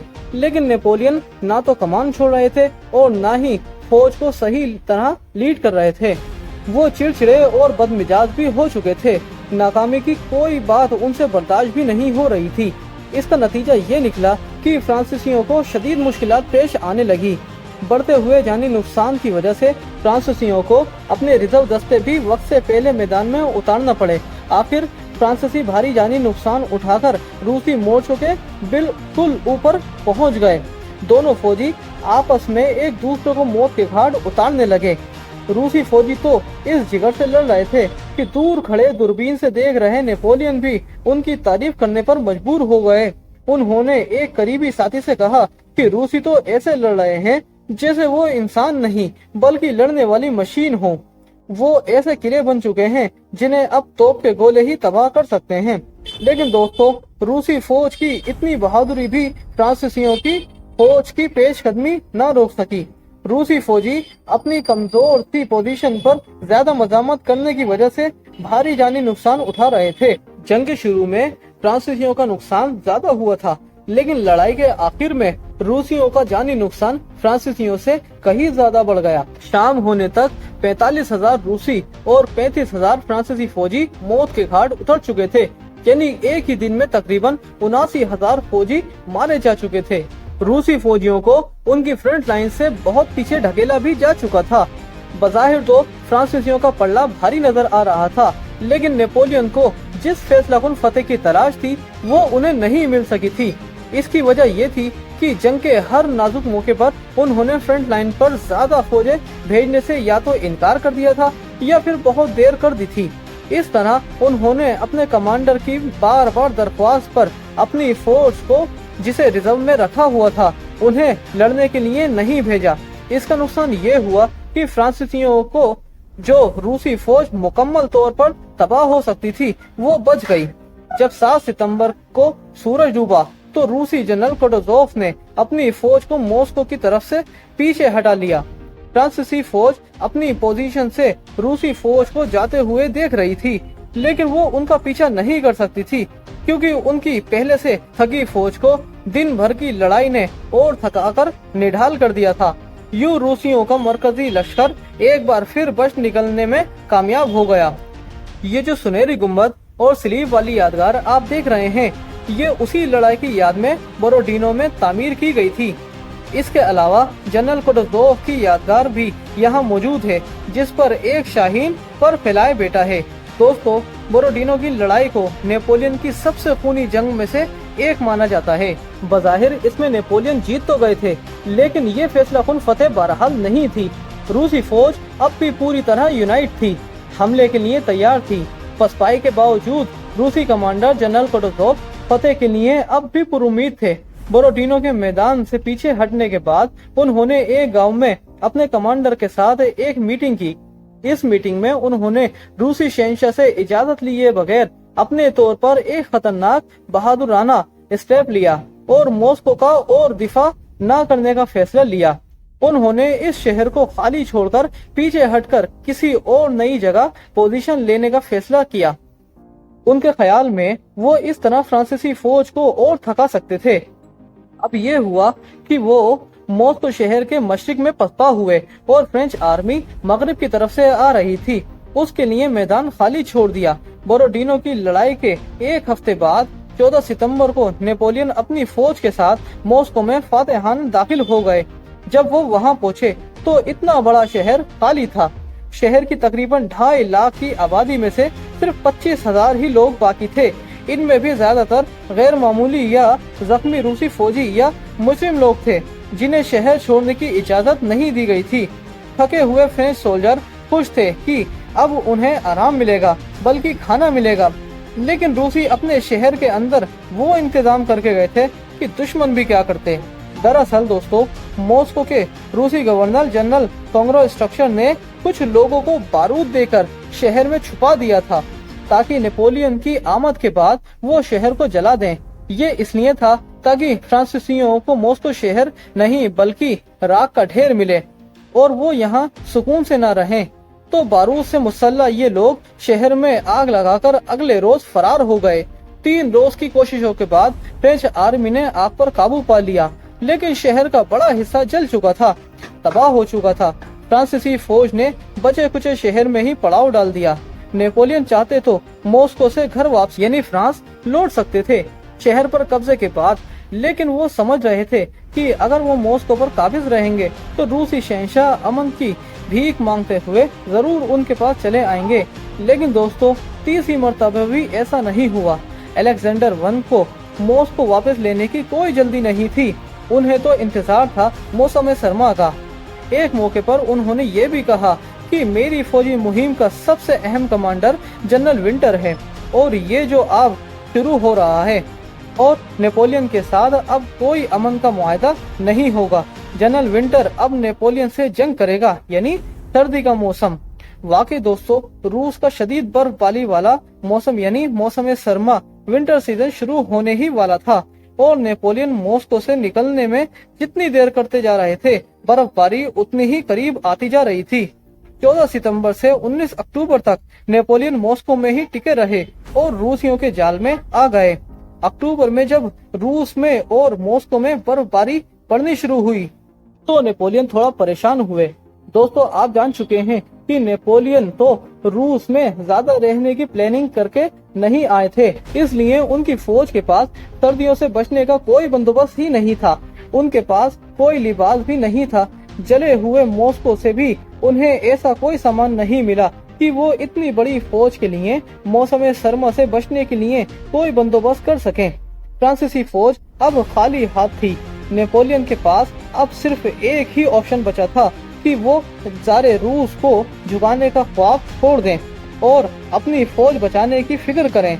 उन्होंने फौरी फैसला लिया और जल्दी जल्दी में अपनी फौज को लेकर लिथुआनिया की तरफ चल पड़े, जो उनका कैपिटल था। वो जल्द से जल्द इस खतरनाक इलाके से निकल जाना चाहते थे, लेकिन इस कोशिश के लिए अब बहुत देर हो चुकी थी, यानी उनके पास वक्त ही नहीं बचा था। फ्रांसीसी फौज की मॉस्को से पसपाई एक खतरनाक चैलेंज था। उन्हें शदीद बर्फबारी के दौरान कम खाने पीने के सामान के साथ 950 किलोमीटर का सफर भी तय करना था। ये सफर भी इस तरह का था कि रास्ते भर से खून के प्यासे रूसियों के हमले भी बहरहाल बर्दाश्त करना थे। तो ऐसे में नेपोलियन जब मॉस्को से निकले तो उनकी बची कुची फौज भी तबाह होना शुरू हो गई। 19 अक्टूबर के रोज 1 लाख फ्रांसीसियों ने मॉस्को से विलिनियस की ओर सफर करना शुरू कर दिया, लेकिन ये फौज कम, ताजरों का काफिला ज्यादा लग रही थी। दरअसल दोस्तों, फ्रांसीसी फौजियों ने मॉस्को में आग बुझाने के दौरान बेपनाह लूट मार की थी। मॉस्को के शहरी जो सामान अपने साथ नहीं ले जा सके थे, वो इन फौजियों ने लूट लिया था। हर फ्रांसीसी फौजी के पास इतना माल जमा हो चुका था कि इसे संभालना ही एक चैलेंज था। लेकिन ये सारी दौलत भी ना तो उनका पेट भर सकती थी और ना उनके जिस्म को गर्म रख सकती थी। उल्टा ये मालो दौलत उनके लिए एक बोझ बन गया था। इस सामान ने उनके सफर की रफ्तार भी कम कर दी थी, यानी सुस्त कर दी थी। इसी वजह से रूसियों को भी मौके मिल गए कि वो इस कमजोर और सुस्त फ्रांसीसियों को जख्म पर जख्म दें। चुनांचे वो चारों तरफ से फ्रांसीसियों पर टूट पड़े। हो ये रहा था कि एक तरफ तो मॉस्को के करीब बैठी जनरल कोटोजोव की फौज उनके पीछे लग गई थी। फिर मकामी आबादी, जिनमें देहाती सिपाही भी शामिल थे, उन्होंने भागती हुई फ्रेंच आर्मी पर हाथ साफ करना शुरू कर दिया। मतलब ये कि मॉस्को से लेकर विलिनियस तक फ्रांसीसी फौज का ऐसा कत्लेआम हुआ कि तारीख में इसकी मिसालें नहीं मिलती। कदम कदम पर फ्रेंच सिपाहियों की लाशें गिरने लगी। कुछ अरसे तक तो फ्रांसीसियों ने रूसियों से मुकाबले की कोशिश की। चंद लड़ाइयाँ भी हुई जो बहुत सख्त मानी जाती हैं, लेकिन हर बार फ्रांसीसी फौज को शिकस्त ही होती थी। हर नाकामी के साथ फ्रेंच आर्मी की भागने की रफ्तार और भी तेज होती गई, जिसके साथ फौज का डिसिप्लिन भी बिल्कुल खत्म होता गया। फ्रांसीसी सिपाही लूट का माल फेंककर जाने बचाने के लिए भाग खड़े हुए। हजारों फ्रेंच सिपाही सोना चांदी फेंककर रोटी की तलाश में भागे और रूसी कैंप में घुसकर खुद को सरेंडर कर दिया। लेकिन रूसियों के पास भी इतनी खुराक कहाँ थी कि वो अपने साथ साथ इतने कैदियों का पेट भर सकें। चुनांचे बेशुमार फ्रेंच सिपाही भूखे प्यासे इस रूसी कैंप में ही दम तोड़ गए। फ्रेंच आर्मी ने बहुत से बीमार और भूखे सिपाहियों को पीछे छोड़ दिया। भारी तोपें उठाने वाली गाड़ियां भी दुश्मन के हमलों से या तो तबाह हो गई थी या पीछे छोड़ दी गई थी। पसपा होते फ्रांसीसी फौज एक डिसिप्लिन काफिला भी नहीं रही थी, बल्कि बेशुमार टोलियों में छोटे बड़े टुकड़ों में बट चुकी थी। इसकी जो टोली दुश्मन के हाथ आ जाती वो मारी जाती। बचने वाले सिपाही अपने मरने वाले सिपाहियों की लाशें छोड़कर आगे बढ़ जाते। हजारों लाशें बर्फ के नीचे दफन होती चली गईं। बर्फबारी -20 डिग्री की सर्दी और दुश्मन के शदीद हमलों से बहाल फ्रांसीसी फौज बेलारूस के मुख्तलिफ इलाकों से गुजरते हुए आखिरकार दिसंबर में विलिनियस पहुंच गई। लेकिन दोस्तों, नेपोलियन बोनापार्ट इस फौज के साथ नहीं थे, मतलब अपनी ही फौज के साथ नहीं थे। वो एक दो बार रूसियों के हाथों गिरफ्तार होते होते भी बचे थे, जिसके बाद बर्फ पर तेज रफ्तार से चलने वाली गाड़ी, जिसे स्लेज कहते हैं, उसमें बैठकर फौज के आगे फ्रांस की ओर फरार हो गए। आपको बता दें दोस्तों, नेपोलियन बोनापार्ट की रिवायत रही है वो अक्सर अहम मौकों पर अपनी फौज को छोड़कर फ्रांस की तरफ भाग जाया करते थे। इससे पहले उन्होंने ऑटोमन एम्पायर के खिलाफ मुहिम के दौरान भी यही किया था और वो मिस्र में अपने फौजियों को दुश्मन के घेरे में छोड़कर खुद पेरिस आ गए थे ताकि शहंशाह बन सकें। उन पर इल्जाम भी है कि शाम में फौजी मुहिम के दौरान उन्हें जाफा शहर में अपने कुछ बीमार फौजियों को जहर दे दिया गया था ताकि उन्हें उठाकर ले जाना ना पड़े। उनसे एक जुमला ये भी मिलाया जाता है कि मैं लोगों की परवाह तब तक ही करता हूँ जब तक वो मेरे लिए फायदेमंद साबित होते हैं। तो इसी तरह वो रूस में भी अपनी फौज को छोड़कर भाग निकले थे, क्योंकि अब उन्हें लगने लगा था कि अब ये फौज उन्हें जंग जीतकर देने के काबिल तो नहीं रही थी। नेपोलियन के फरार के बाद दोस्तों, उनकी तबाहाल फौज विलिनियस में दाखिल हुई और उन्हें खाने पीने का जो कुछ सामान मिला तो फौरी होश खो बैठे। भूखे फौजियों ने इतना खाना खाया कि सैकड़ों फौजी अब ओवर ईटिंग की वजह से मर गए। हजारों बीमार फौजी जो जैसे तैसे शहर तक पहुंच गए थे, उनकी सांसें भी यहीं तक साथ दे पाईं और वो भी मर गए। नेपोलियन की रशियन कैंपेन का नतीजा ये निकला कि 4.5 लाख की अजीम और शान फौज में से महज 20,000 ही फौजी जिंदा बचकर पोलैंड वापस आ पाए। हजारों जख्मी सिपाही अभी विलिनियस के अस्पतालों में ही थे और पोलैंड नहीं आ सके थे। कुछ अरसे बाद जब रूसी फौज भी विलिनियस में दाखिल हुई तो उन्होंने इन्हीं जख्मी सिपाहियों को अस्पतालों की खिड़कियों से निकालकर बाहर फेंकना शुरू कर दिया। बहुत से फ्रांसीसी फौजी इसी तरह जान से चले गए, जबकि बाकी इलाज न होने की वजह से सिसक कर दम तोड़ गए। रूसियों ने फ्रांसीसियों की लाशों को अस्पताल से निकालकर एक जगह जमा किया तो लाशों का ढेर 3 मंजिला इमारत जितना जमा हो गया। इनमें बहुत सी लाशें दरिया में फेंक दी गईं। हजारों सिपाहियों को उनके इन्हीं कब्रों में दफन कर दिया गया। लाशें इतनी ज्यादा थीं कि आज भी रूस में इनकी लाशें या उस जगह से मुतालिक बहुत सी चीजें मिलती रहती हैं और इन लोगों की हड्डियों से जरा भी पता नहीं चलता कि कौन फ्रांसीसी था और कौन रूसी। दोनों इंसान ही लगते थे। बहरहाल दोस्तों, इन बाकियात में से जब भी कोई मिलता उसे पूरे एहसास के साथ दफन कर दिया जाता। तरकीब भी होती थी, ऐसी तकरीब जिसमें रूसी और फ्रांसीसी फौजियों की औलादों में से बहुत से अफराद शामिल होते थे। बहरहाल दोस्तों, नेपोलियन का रूस को फतेह करने का ख्वाब चकनाचूर हो चुका था और उनकी खुद की जान के लाले पड़ गए थे। तो दोस्तों, हमने आपको इस व्लॉग में यहाँ तक बताया, बाकी की कहानी हम आपको अगले व्लॉग में बताएंगे। तब तक के लिए मुझे दीजिए इजाजत। आपका दोस्त नवाज खान।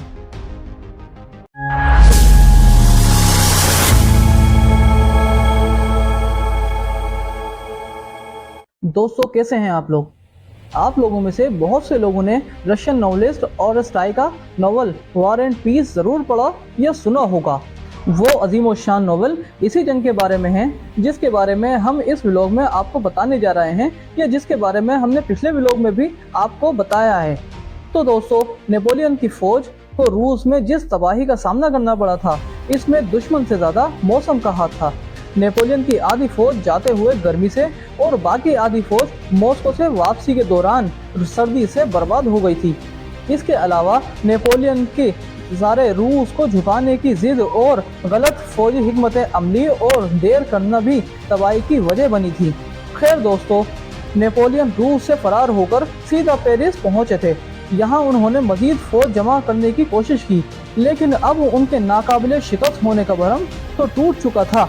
यूरोप के ज़्यादातर ममालिक ने अब बरतानिया और रूस की कमान में नेपोलियन से ऐलान जंग कर दिया था। फ्रेंच एम्पायर के अंदर भी बगावतें शुरू हो गई थी।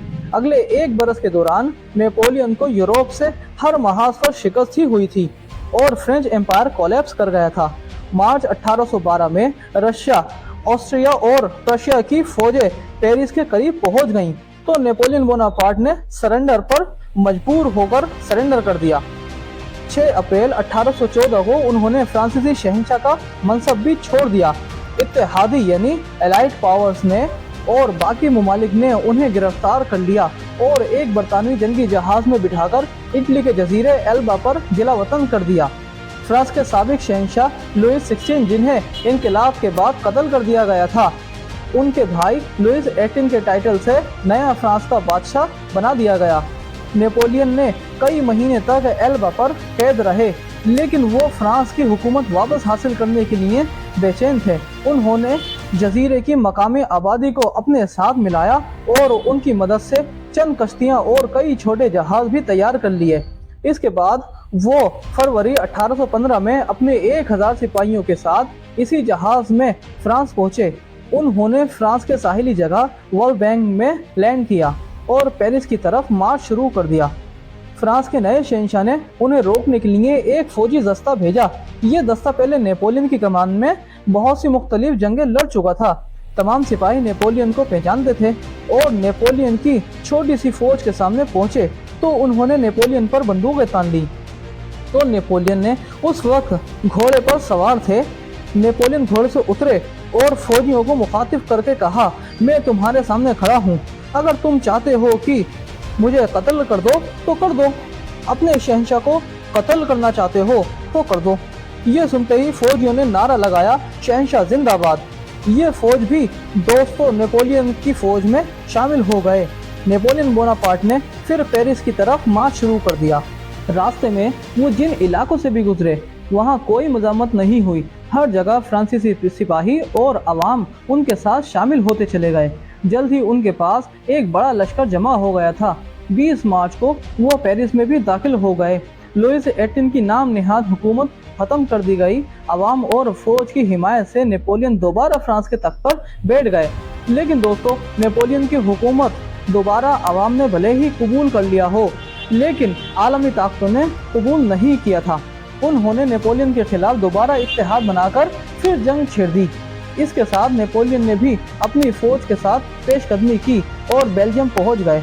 फिर बेल्जियम के इलाके वाटरलू में नेपोलियन ने अंग्रेजों के खिलाफ अपनी जिंदगी की आखिरी जंग लड़ी। इस आखिरी जंग ने किसको अमर किया? नेपोलियन ने अपने कमांडर पर तंज क्यों किया, जो कि वाटरलू से पहले अंग्रेजों से शिकस्त खाकर आए थे, उन पर तंज किया और कहा कि लॉर्ड वेलिंगटन ने माजी में तुम्हें हरा दिया था। इसका मतलब ये हरगिज नहीं है कि वो अच्छा जनरल है और किसी भी दूसरे फ्रेंच जनरल को हरा सकता है। मेरी बात मानो तो वेलिंगटन तो एक आम सा जनरल है और अंग्रेजों को तो लड़ना भी नहीं आता। वाटरलू की जंग को आप यूं समझो कि हम नाश्ता करने जा रहे हैं, यानी ये लड़ाई जीतना मेरे लिए ब्रेकफास्ट से ज्यादा मुश्किल काम नहीं है। दोस्तों, क्या सच में ये जंग नेपोलियन के लिए सुबह का नाश्ता साबित हुई? सिपाही जनरल और शहंशाह जनरल की ये लड़ाई तारीख की सबसे अहम लड़ाई क्यों मानी जाती है? 18 जून 1815 की सुबह नेपोलियन घोड़े पर सवार होकर अपनी फौज और मैदान जंग के मुआयने के लिए निकले। जो कुछ उन्होंने देखा वो उनके लिए बहुत मायूस साबित हुआ। रात भर थोड़ी थोड़ी देर में जारी रहने वाली बारिश की वजह से मैदान जंग कीचड़ से भर चुका था। मैदान जंग में फ्रांसीसी तोप खाने की कामयाबी मिलने का चांस बहुत कम हो गया था। फ्रांसीसी तोपों के गोलों में एक खास बात थी और वो ये थी कि जमीन से टकराने के बाद ये तोप के गोले उछलते थे और दुश्मन की सफ़ों में जाकर उनके अंदर तक पहुंच जाते थे। यानी दुश्मन दूर भी खड़ा हो तब भी ये गोले उछलते उछलते उन तक पहुंच जाते थे। मगर कीचड़ से भरे मैदान में उनकी ये खासियत जाहिर है कम हो जाना थी। इसके अलावा नेपोलियन के लिए एक और परेशानी की बात ये थी कि वो खुद शदीद बीमार थे। वाटरलू के मकाम पर ये जो घर आप देख रहे हैं ये नेपोलियन का आखिरी हेडक्वार्टर था। लड़ाई से पहले आखिरी रात वो इसी घर में ठहरे हुए थे। कहा जाता है कि वो रात भर वॉमिटिंग करते रहे और 4 घंटे से भी कम वक्त में सो पाए।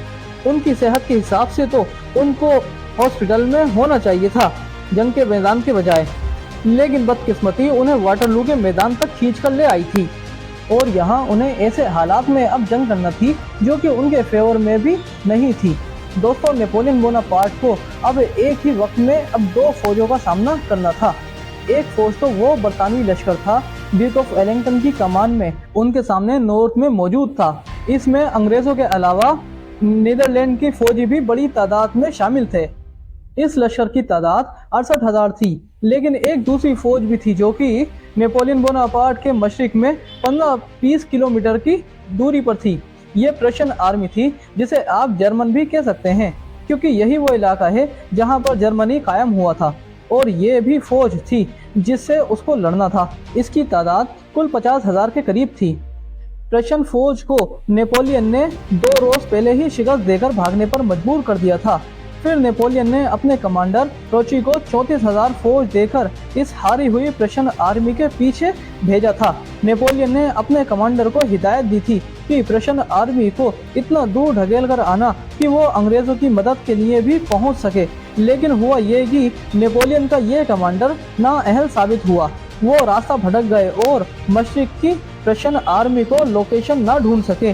प्रशियन आर्मी अब वाटरलू के बहुत करीब पड़ाव डाले हुए थी और किसी भी वक्त ड्यूक ऑफ वेलिंगटन की मदद के लिए भी पहुंच सकती थी।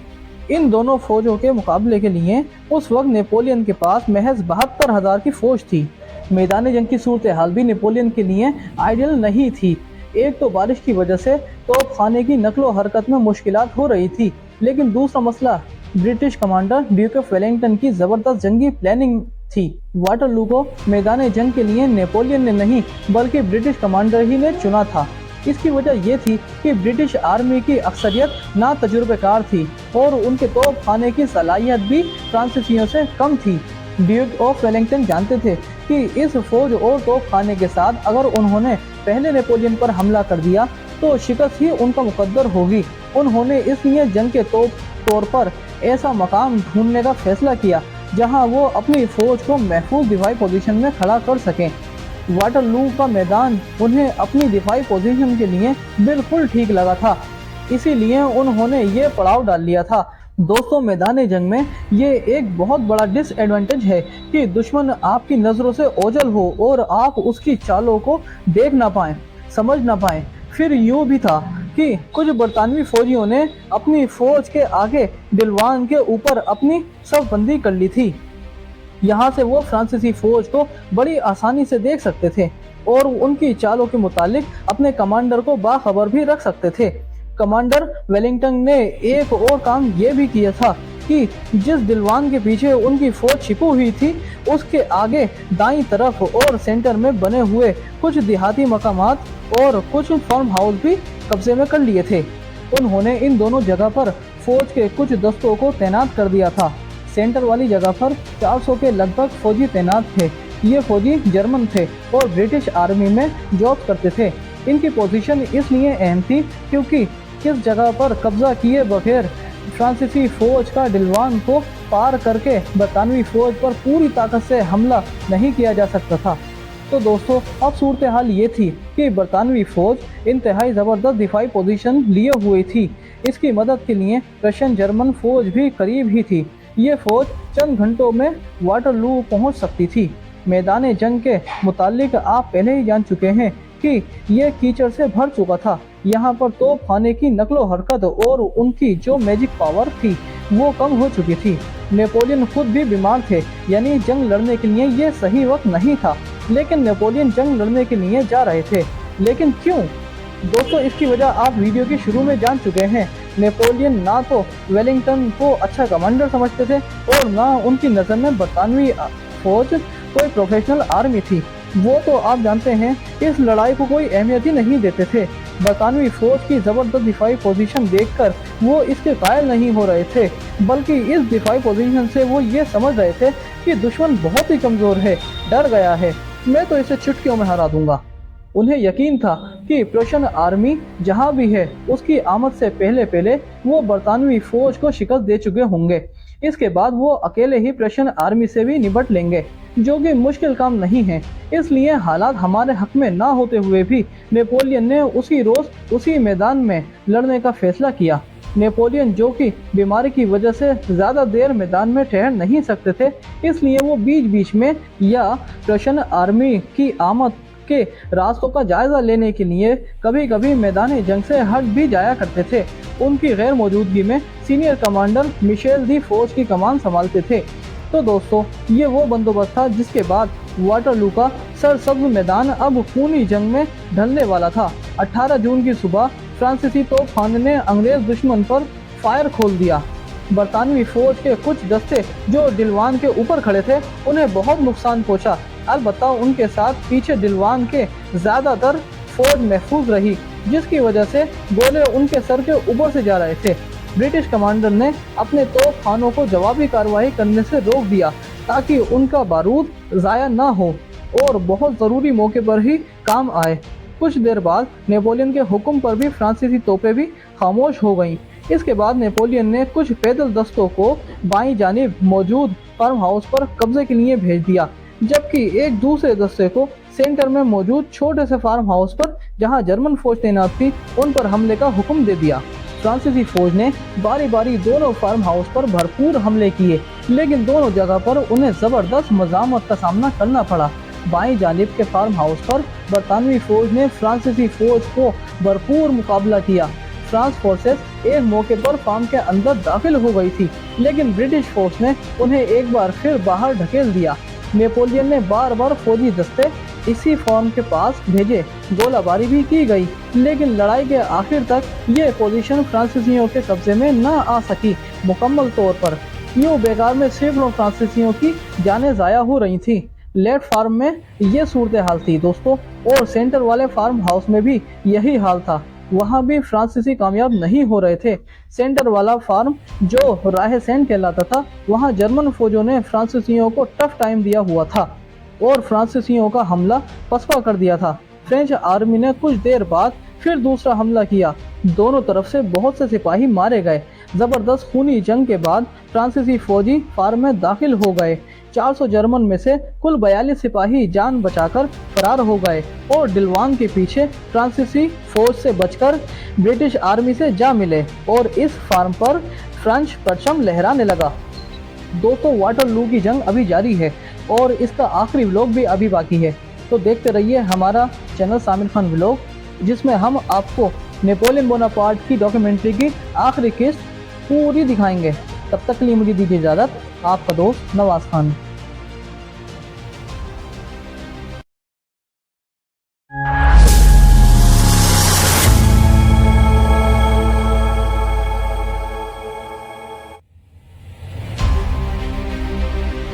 दोस्तों, कैसे हैं आप लोग? पिछले व्लॉग में हमने आपको बताया था कि वाटरलू की जंग के दौरान 2 फार्म हाउस ऐसे थे जिन पर कब्जा करना नेपोलियन के लिए बहुत जरूरी था, क्योंकि उस पर कब्जा किए बिना नेपोलियन बोनापार्ट अपनी पूरी ताकत से बरतानवी और प्रूशियन आर्मी पर हमला नहीं कर सकते थे। सो दोस्तों, बहुत देर तक एक खूनी जंग के बाद आखिरकार फ्रेंच परचम उन 2 फार्म पर लहरा दिया गया, यानी नेपोलियन की आर्मी ने उन 2 फार्म पर कब्जा कर लिया। दोस्तों, जब दोनों फार्म पर कब्जों की लड़ाई हो रही थी, तो उस वक्त बरतानवी और फ्रांसीसी फौज के मरकजी हिस्सों में भी जंग शुरू हो चुकी थी। हुआ ये था कि नेपोलियन की फौज का दायां हिस्सा अपने सामने मौजूद बरतानवी फौज, जो कि डिलवान के ऊपर खड़ी थी, उसकी तरफ बढ़ने लगा। बरतानवी तोपखाने ने इस फौज पर फायर खोल दिया और इसे बहुत नुकसान पहुंचाया। लेकिन ये फ्रेंच आर्मी आगे बढ़ती रही। ये सिपाही 150 की सफों में आगे पीछे चल रहे थे, लेकिन इनके मुकाबले में जो बरतानवी दस्ते थे वो डिलवान के ऊपर एक ही लंबी लाइन में कंधे से कंधा मिलाकर खड़े थे। इस सफबंदी का फायदा उनको ये हुआ कि तमाम बरतानवी सोल्जर एक ही वक्त में दुश्मन पर एक ही बार में निशाना ले सकते थे, जबकि दुश्मन यानी फ्रांसीसियों की सफ जो कि सिंगल लाइन से छोटी थी, उनके लिए ऐसा छोटा फायर करना मुश्किल था। उनकी सफों में पीछे आने वाले सिपाही तब तक फायर नहीं कर सकते थे जब तक आगे वाले सिपाही मर न जाएं या हट न जाएं। यूं सिंगल लाइन लंबी लाइन की वजह से दुश्मन पर वार करने की खासियत फ्रांसीसियों के मुकाबले बढ़ गई थी। चुनांचे फ्रांसीसी फौज जैसे करीब आए, बरतानवी फौज ने फायरिंग शुरू कर दी। इनके पीछे डिलवान के ऊपर से अब बरतानवी तोपें भी गोले फेंकने लगी थीं। फ्रांसीसियों ने भी जवाबी कार्रवाई शुरू कर दी। एक गोली ब्रिटिश कमांडर थॉमसन लेटन की कनपट्टी पर लगी और वो वहीं ढेर हो गए। ताहम उनके सिपाहियों ने मैदान नहीं छोड़ा, वो मुसलसल फायरिंग करते रहे। इनके जो फौजी मर जाते थे उनकी जगह डिलवान के पीछे से और फौजी आ जाते थे। लड़ते लड़ते जल्द ही वो दुश्मन पर हावी होने लगे। फ्रांसीसी बहुत सी लाशें छोड़कर उल्टे पांव डिलवान से वापस भागे। ड्यूक ऑफ वेलिंगटन ने जब ये सूरत हाल देखी तो फौरन अपने घुड़सवार दस्तों को भागते हुए फ्रांसीसियों पर हमले का हुक्म दे दिया। इनमें ज्यादातर घुड़सवार ब्रिटिश इलाके स्कॉटलैंड से ताल्लुक रखते थे। इन घुड़सवारों ने पहले तो भागते हुए फ्रांसीसियों पर हमला किया, फिर वो इनकी सफों को चीरते हुए आगे बढ़े। इस दौरान उन्होंने फ्रांसीसी फौज का एक परचम भी छीन लिया था, जिसके ऊपर ईगल बना हुआ था। ये नेपोलियन आर्मी का खास निशान था। फिर वो दूर खड़े फ्रांसीसी तोपखाने की तरफ बढ़े। ये सवार आगे बढ़ते हुए स्कॉटलैंड फॉरएवर, स्कॉटलैंड हमेशा रहेगा के नारे लगा रहे थे। बरतानवी पेंटर एलिजाबेथ थॉमसन ने इसी पर स्कॉटलैंड फॉरएवर के नाम से एक पेंटिंग बनाई थी, जिसे बहुत शोहरत मिली थी। दोस्तों, ये घुड़सवार तेजी से फ्रेंच तोपों पर टूट पड़े और इसकी तोपों का सफाया कर दिया। लेकिन यही बहादुरी दोस्तों इनकी सबसे बड़ी गलती भी साबित हुई। वो जोश में अपनी मरकजी फौज से कटकर बहुत दूर पहुंच गए थे, जहां हर तरफ फ्रांसीसी फौज मौजूद थी और ये तन्हा थे। नेपोलियन ने इस सूरत हाल का फौरी फायदा उठाया और अपने घुड़सवार दस्तों को फौरी जवाबी हमले का हुक्म दिया। ये घुड़सवार स्कॉटिश दस्तों पर टूट पड़े और उन्हें शदीद नुकसान पहुंचाया। 2500 बरतानवी यानी स्कॉटिश घुड़सवारों में से 1000 से ज्यादा हलाक या जख्मी हो गए और बाकी भाग गए। अगरचे स्कॉटिश हमले में फ्रेंच तोपखाने का एक हिस्सा मुतासिर हुआ था, लेकिन ये नुकसान कोई ज्यादा बड़ा नहीं था। तोपखाने के कई और दस्ते मैदान जंग में अलग अलग जगहों पर तैनात थे और बरतानवी फौज को तबाह करने के लिए काफी थे। दुश्मन घुड़सवारों के पसपा होते ही नेपोलियन प्रोशियन आर्मी की आमद का जायजा लेने के लिए मैदान जंग से हटे। वो अपनी फौज के पीछे कुछ दूर चले गए। अपनी नई पोजीशन से वो दूरबीन के जरिए उन मशरकी रास्तों का जायजा ले रहे थे जहां से मुमकिन तौर पर प्रोशियन आर्मी आ सकती थी। अब उनके खदशात दुरुस्त साबित होने लगे। दोपहर 2 बजे के करीब उन्होंने ईस्ट यानी मशरिक की तरफ से उन्होंने प्रोशियन घुड़सवारों को आते देख लिया। वो उन्हें रोकने की अब प्लानिंग करने लगे। इस दौरान नेपोलियन की गैर मौजूदगी में कमांडर मिशेल बरतानवी फौज से लड़ाई जारी रखे हुए थे। उन्होंने 12,000 घुड़सवार दस्तों को दुश्मन के सेंटर पर हमले के लिए भेज दिया। ये घुड़सवार दस्ते झपटे और डिलवान पर पीछे खड़ी बरतानवी फौज पर हमलावर हो गए। घुड़सवार दस्तों को आते देख जनरल वेलिंगटन ने अपनी फौज को स्क्वायर पोजीशन में खड़ा कर दिया। ये वही पोजीशन थी जिसे माजी में खास तौर पर मिस्र में नेपोलियन भी इस्तेमाल कर चुके थे, यानी पैदल फौज की कतार एक डब्बे की शक्ल में खड़ी हो जाती थी। ये फौजी अपनी बंदूकों पर लगी जंजीरों की मदद से दुश्मन को खुद से दूर रखते थे। बरतानवी फौज ने फौरी तौर पर यही स्क्वायर पोजीशन बना ली। फिर उन्होंने अपनी गोलियों और जंजीरों की मदद से दुश्मनों का पहला हमला नाकाम बना दिया। जब घुड़सवार किसी स्क्वायर को भी नहीं तोड़ सके तो कमांडर मिशेल ने उन्हें पीछे हटा लिया। इसके बाद फ्रांसीसी तोपखाने ने दुश्मन पर एक बार फिर शदीद बमबारी शुरू कर दी। हालांकि जमीन पर कीचड़ होने की वजह से फ्रांसीसी तोप के गोलों की उछलने की जो खासियत थोड़ी धीमी हो गई थी, फिर भी ये काफी तबाहकुन साबित होने लगी। स्क्वायर पर ऊपर तले बहुत से गोले गिरे और अच्छा खासा जानी नुकसान होने लगा। जनरल मिशेल ने बमबारी रोककर अपनी घुड़सवार दस्तों को फिर हमले का हुक्म दिया। फ्रेंच घुड़सवार एक बार फिर दुश्मन पर टूट पड़े और काफी देर तक उनकी सफ़े तोड़ने की कोशिश करने लगे। ताहम इस बार भी वो नाकाम ही रहे और अपनी मरकजी फौज की तरफ लौट आए। सब तो वो नहीं तोड़ सके, लेकिन इतना जरूर हो गया कि बार बार के हमलों ने बरतानवी फौज को काफी कमजोर कर दिया। बेशुमार बरतानवी फौजी हलाक या जख्मी हो चुके थे। इनमें मजीद हमले सहने की अब ताकत नहीं रही थी।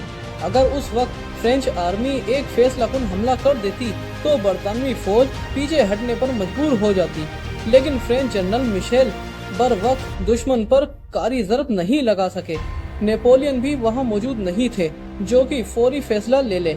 इसलिए बरतानवी फौज को ताज़ा दम होने का मौका मिल गया। इतने में ये हुआ कि नेपोलियन, जो कि प्रोशियन आर्मी का जायजा ले रहे थे, वो अपने 20,000 जवानों को प्रोशियन आर्मी के रास्ते में छोड़कर लौट आए। उन्होंने जनरल मिशेल से फौज की कमान दोबारा ले ली। वो बरतानवी फौज को पीछे धकेलकर पूरी ताकत से सिर्फ प्रोशियन आर्मी पर हमला करना चाहते थे। इसलिए उन्होंने बरतानवी फौज का जल्द से जल्द शिकस्त देने के लिए अपना मास्टर स्ट्रोक खेलने का फैसला किया, यानी अपनी एलीट फोर्स जिसे ऑल गार्ड कहा जाता है, उस ब्रिटिश फोर्स पर हमले का हुक्म दे दिया। ऑल गार्ड ने कभी किसी लड़ाई में आज तक शिकस्त नहीं खाई थी। नेपोलियन को यकीन था कि ये फोर्स बरतानवी फौज को आसानी से पीछे ढकेल देगी। चुनांचे ऑल गार्ड बरतानवी फौज की तरफ बढ़ने लगे। उधर जब ड्यूक ऑफ वेलिंगटन ने ऑल गार्ड को अपनी सफ़ों की तरफ बढ़ते हुए देखा तो वो समझ गए कि नेपोलियन ने अपना फैसलाकुन दांव खेल चुके हैं। उन्होंने अपने 1400 फौजियों को हुक्म दिया कि वो डिलवान के ऊपर उसकी चोटी पर चढ़कर लेट जाएं, ताकि ऑल गार्ड इन्हें देख न सकें। इन सिपाहियों ने ऐसा ही किया। इतने में ऑल गार्ड के सिपाही डिलवान के करीब पहुंच चुके थे, जो कि बज़ाहिर उन्हें खाली नजर आ रहा था। जब वो डिलवान पर अभी चढ़ने ही वाले थे कि अचानक डिलवान के पीछे छिपे बरतानवी सिपाही उठ खड़े हुए। फिर 1400 बंदूकों ने एक साथ आग उगलना शुरू कर दी। फायरिंग के पहले ही राउंड में सैकड़ों ऑल गार्ड ढेर हो गए। बाकी सिपाही ने पोजीशन लेकर फायरिंग का जवाब देने की कोशिश की, लेकिन इस बार ब्रिटिश कमांडर ने भी अपनी मास्टर स्ट्रोक खेल दी। उन्होंने अपनी पूरी फौज को डिलवान से उतरकर ऑल गार्ड पर हमले का हुक्म दे दिया। पहले तो आगे वाले 1400 फौजी दौड़ते हुए दुश्मन की सफ पर बढ़े और उनके पीछे हजारों बरतानवी सिपाही डिलवान से नीचे अपनी बंदूकों और रंगीनों को लेकर नीचे उतर आए और ऑल गार्ड पर चढ़ दौड़े। एक साथ इतनी बड़ी फौज को खुद पर हमलावर होते देख ऑल गार्ड के छक्के छूट गए। वो उल्टे कदमों अपनी मरकजी फौज की तरफ भाग गए। इस दौरान प्रोशियन आर्मी के अगले दस्ते फ्रांसीसी फौज के पीछे पहुंच चुके थे। उन्होंने उस 20,000 की फौज पर हमला कर दिया, जिसे नेपोलियन ने उनका रास्ता रोकने के लिए खड़ा किया था। प्रोशियन, जो कि तादाद में बहुत ज्यादा थे, वो जल्द ही फ्रांसीसी फौज पर हावी हो गए। ऑल गार्ड की शिकस्त और प्रोशियन आर्मी की पेशकदमी ने अब जंग का पासा ही पलट दिया था। सामने से बरतानवी फौज फ्रांसीसियों की तरफ दौड़ी चली आ रही थी और पिछली तरफ से प्रोशियन आर्मी फ्रांसीसियों पर भारी पड़ रही थी।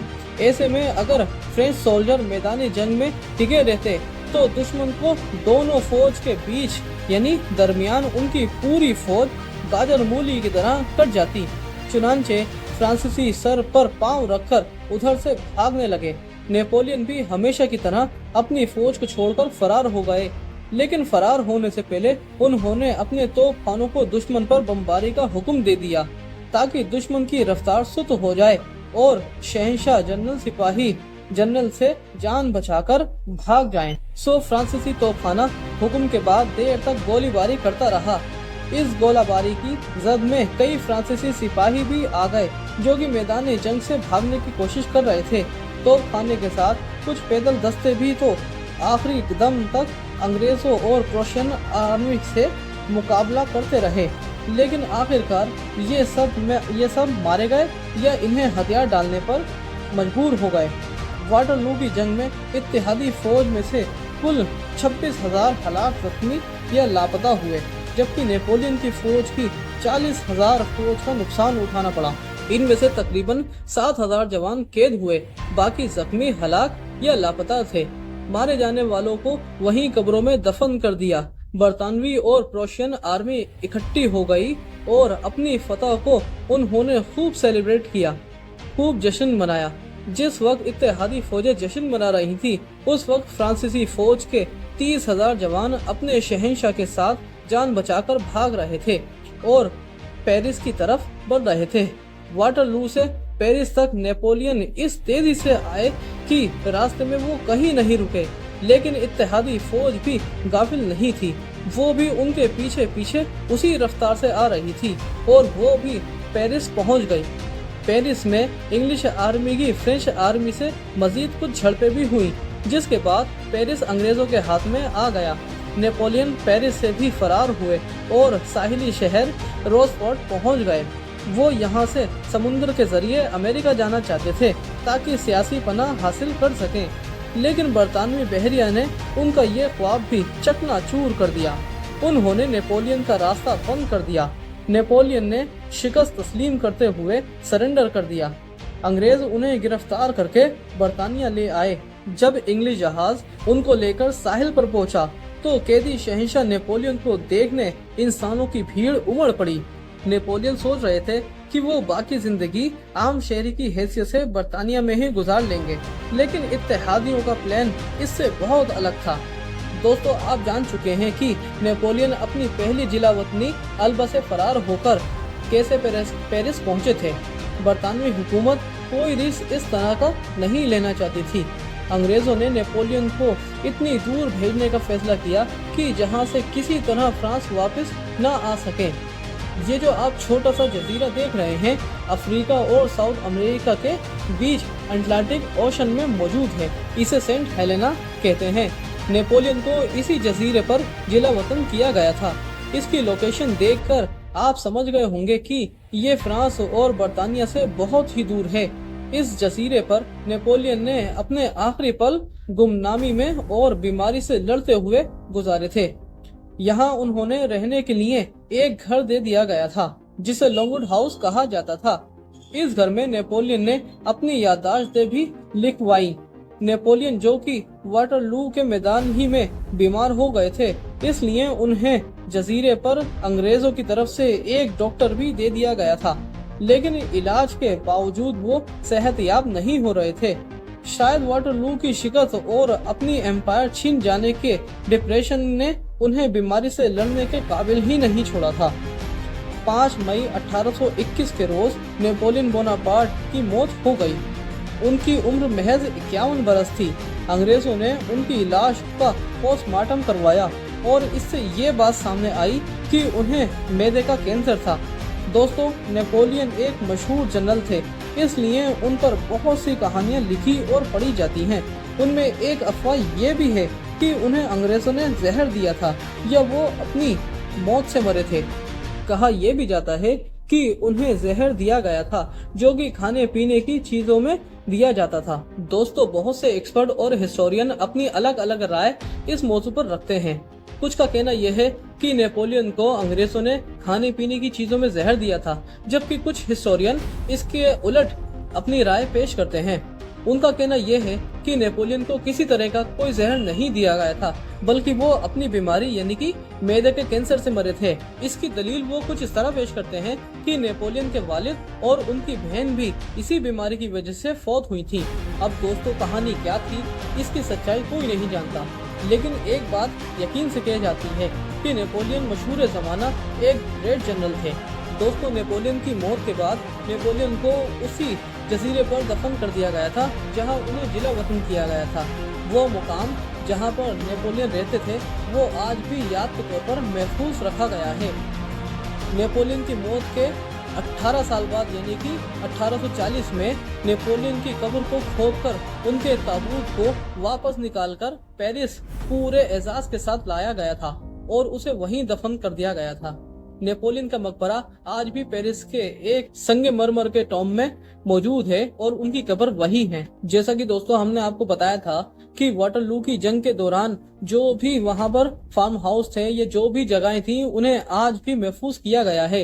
अगर आप बेल्जियम जाएं तो वो जगह देख सकते हैं, जो कि हम आपको इस पिक्स में दिखा रहे हैं। तो दोस्तों यहाँ ग्रेट जनरल यानी कि नेपोलियन बोनापार्ट की ये पूरी डॉक्यूमेंट्री मुकम्मल होती है।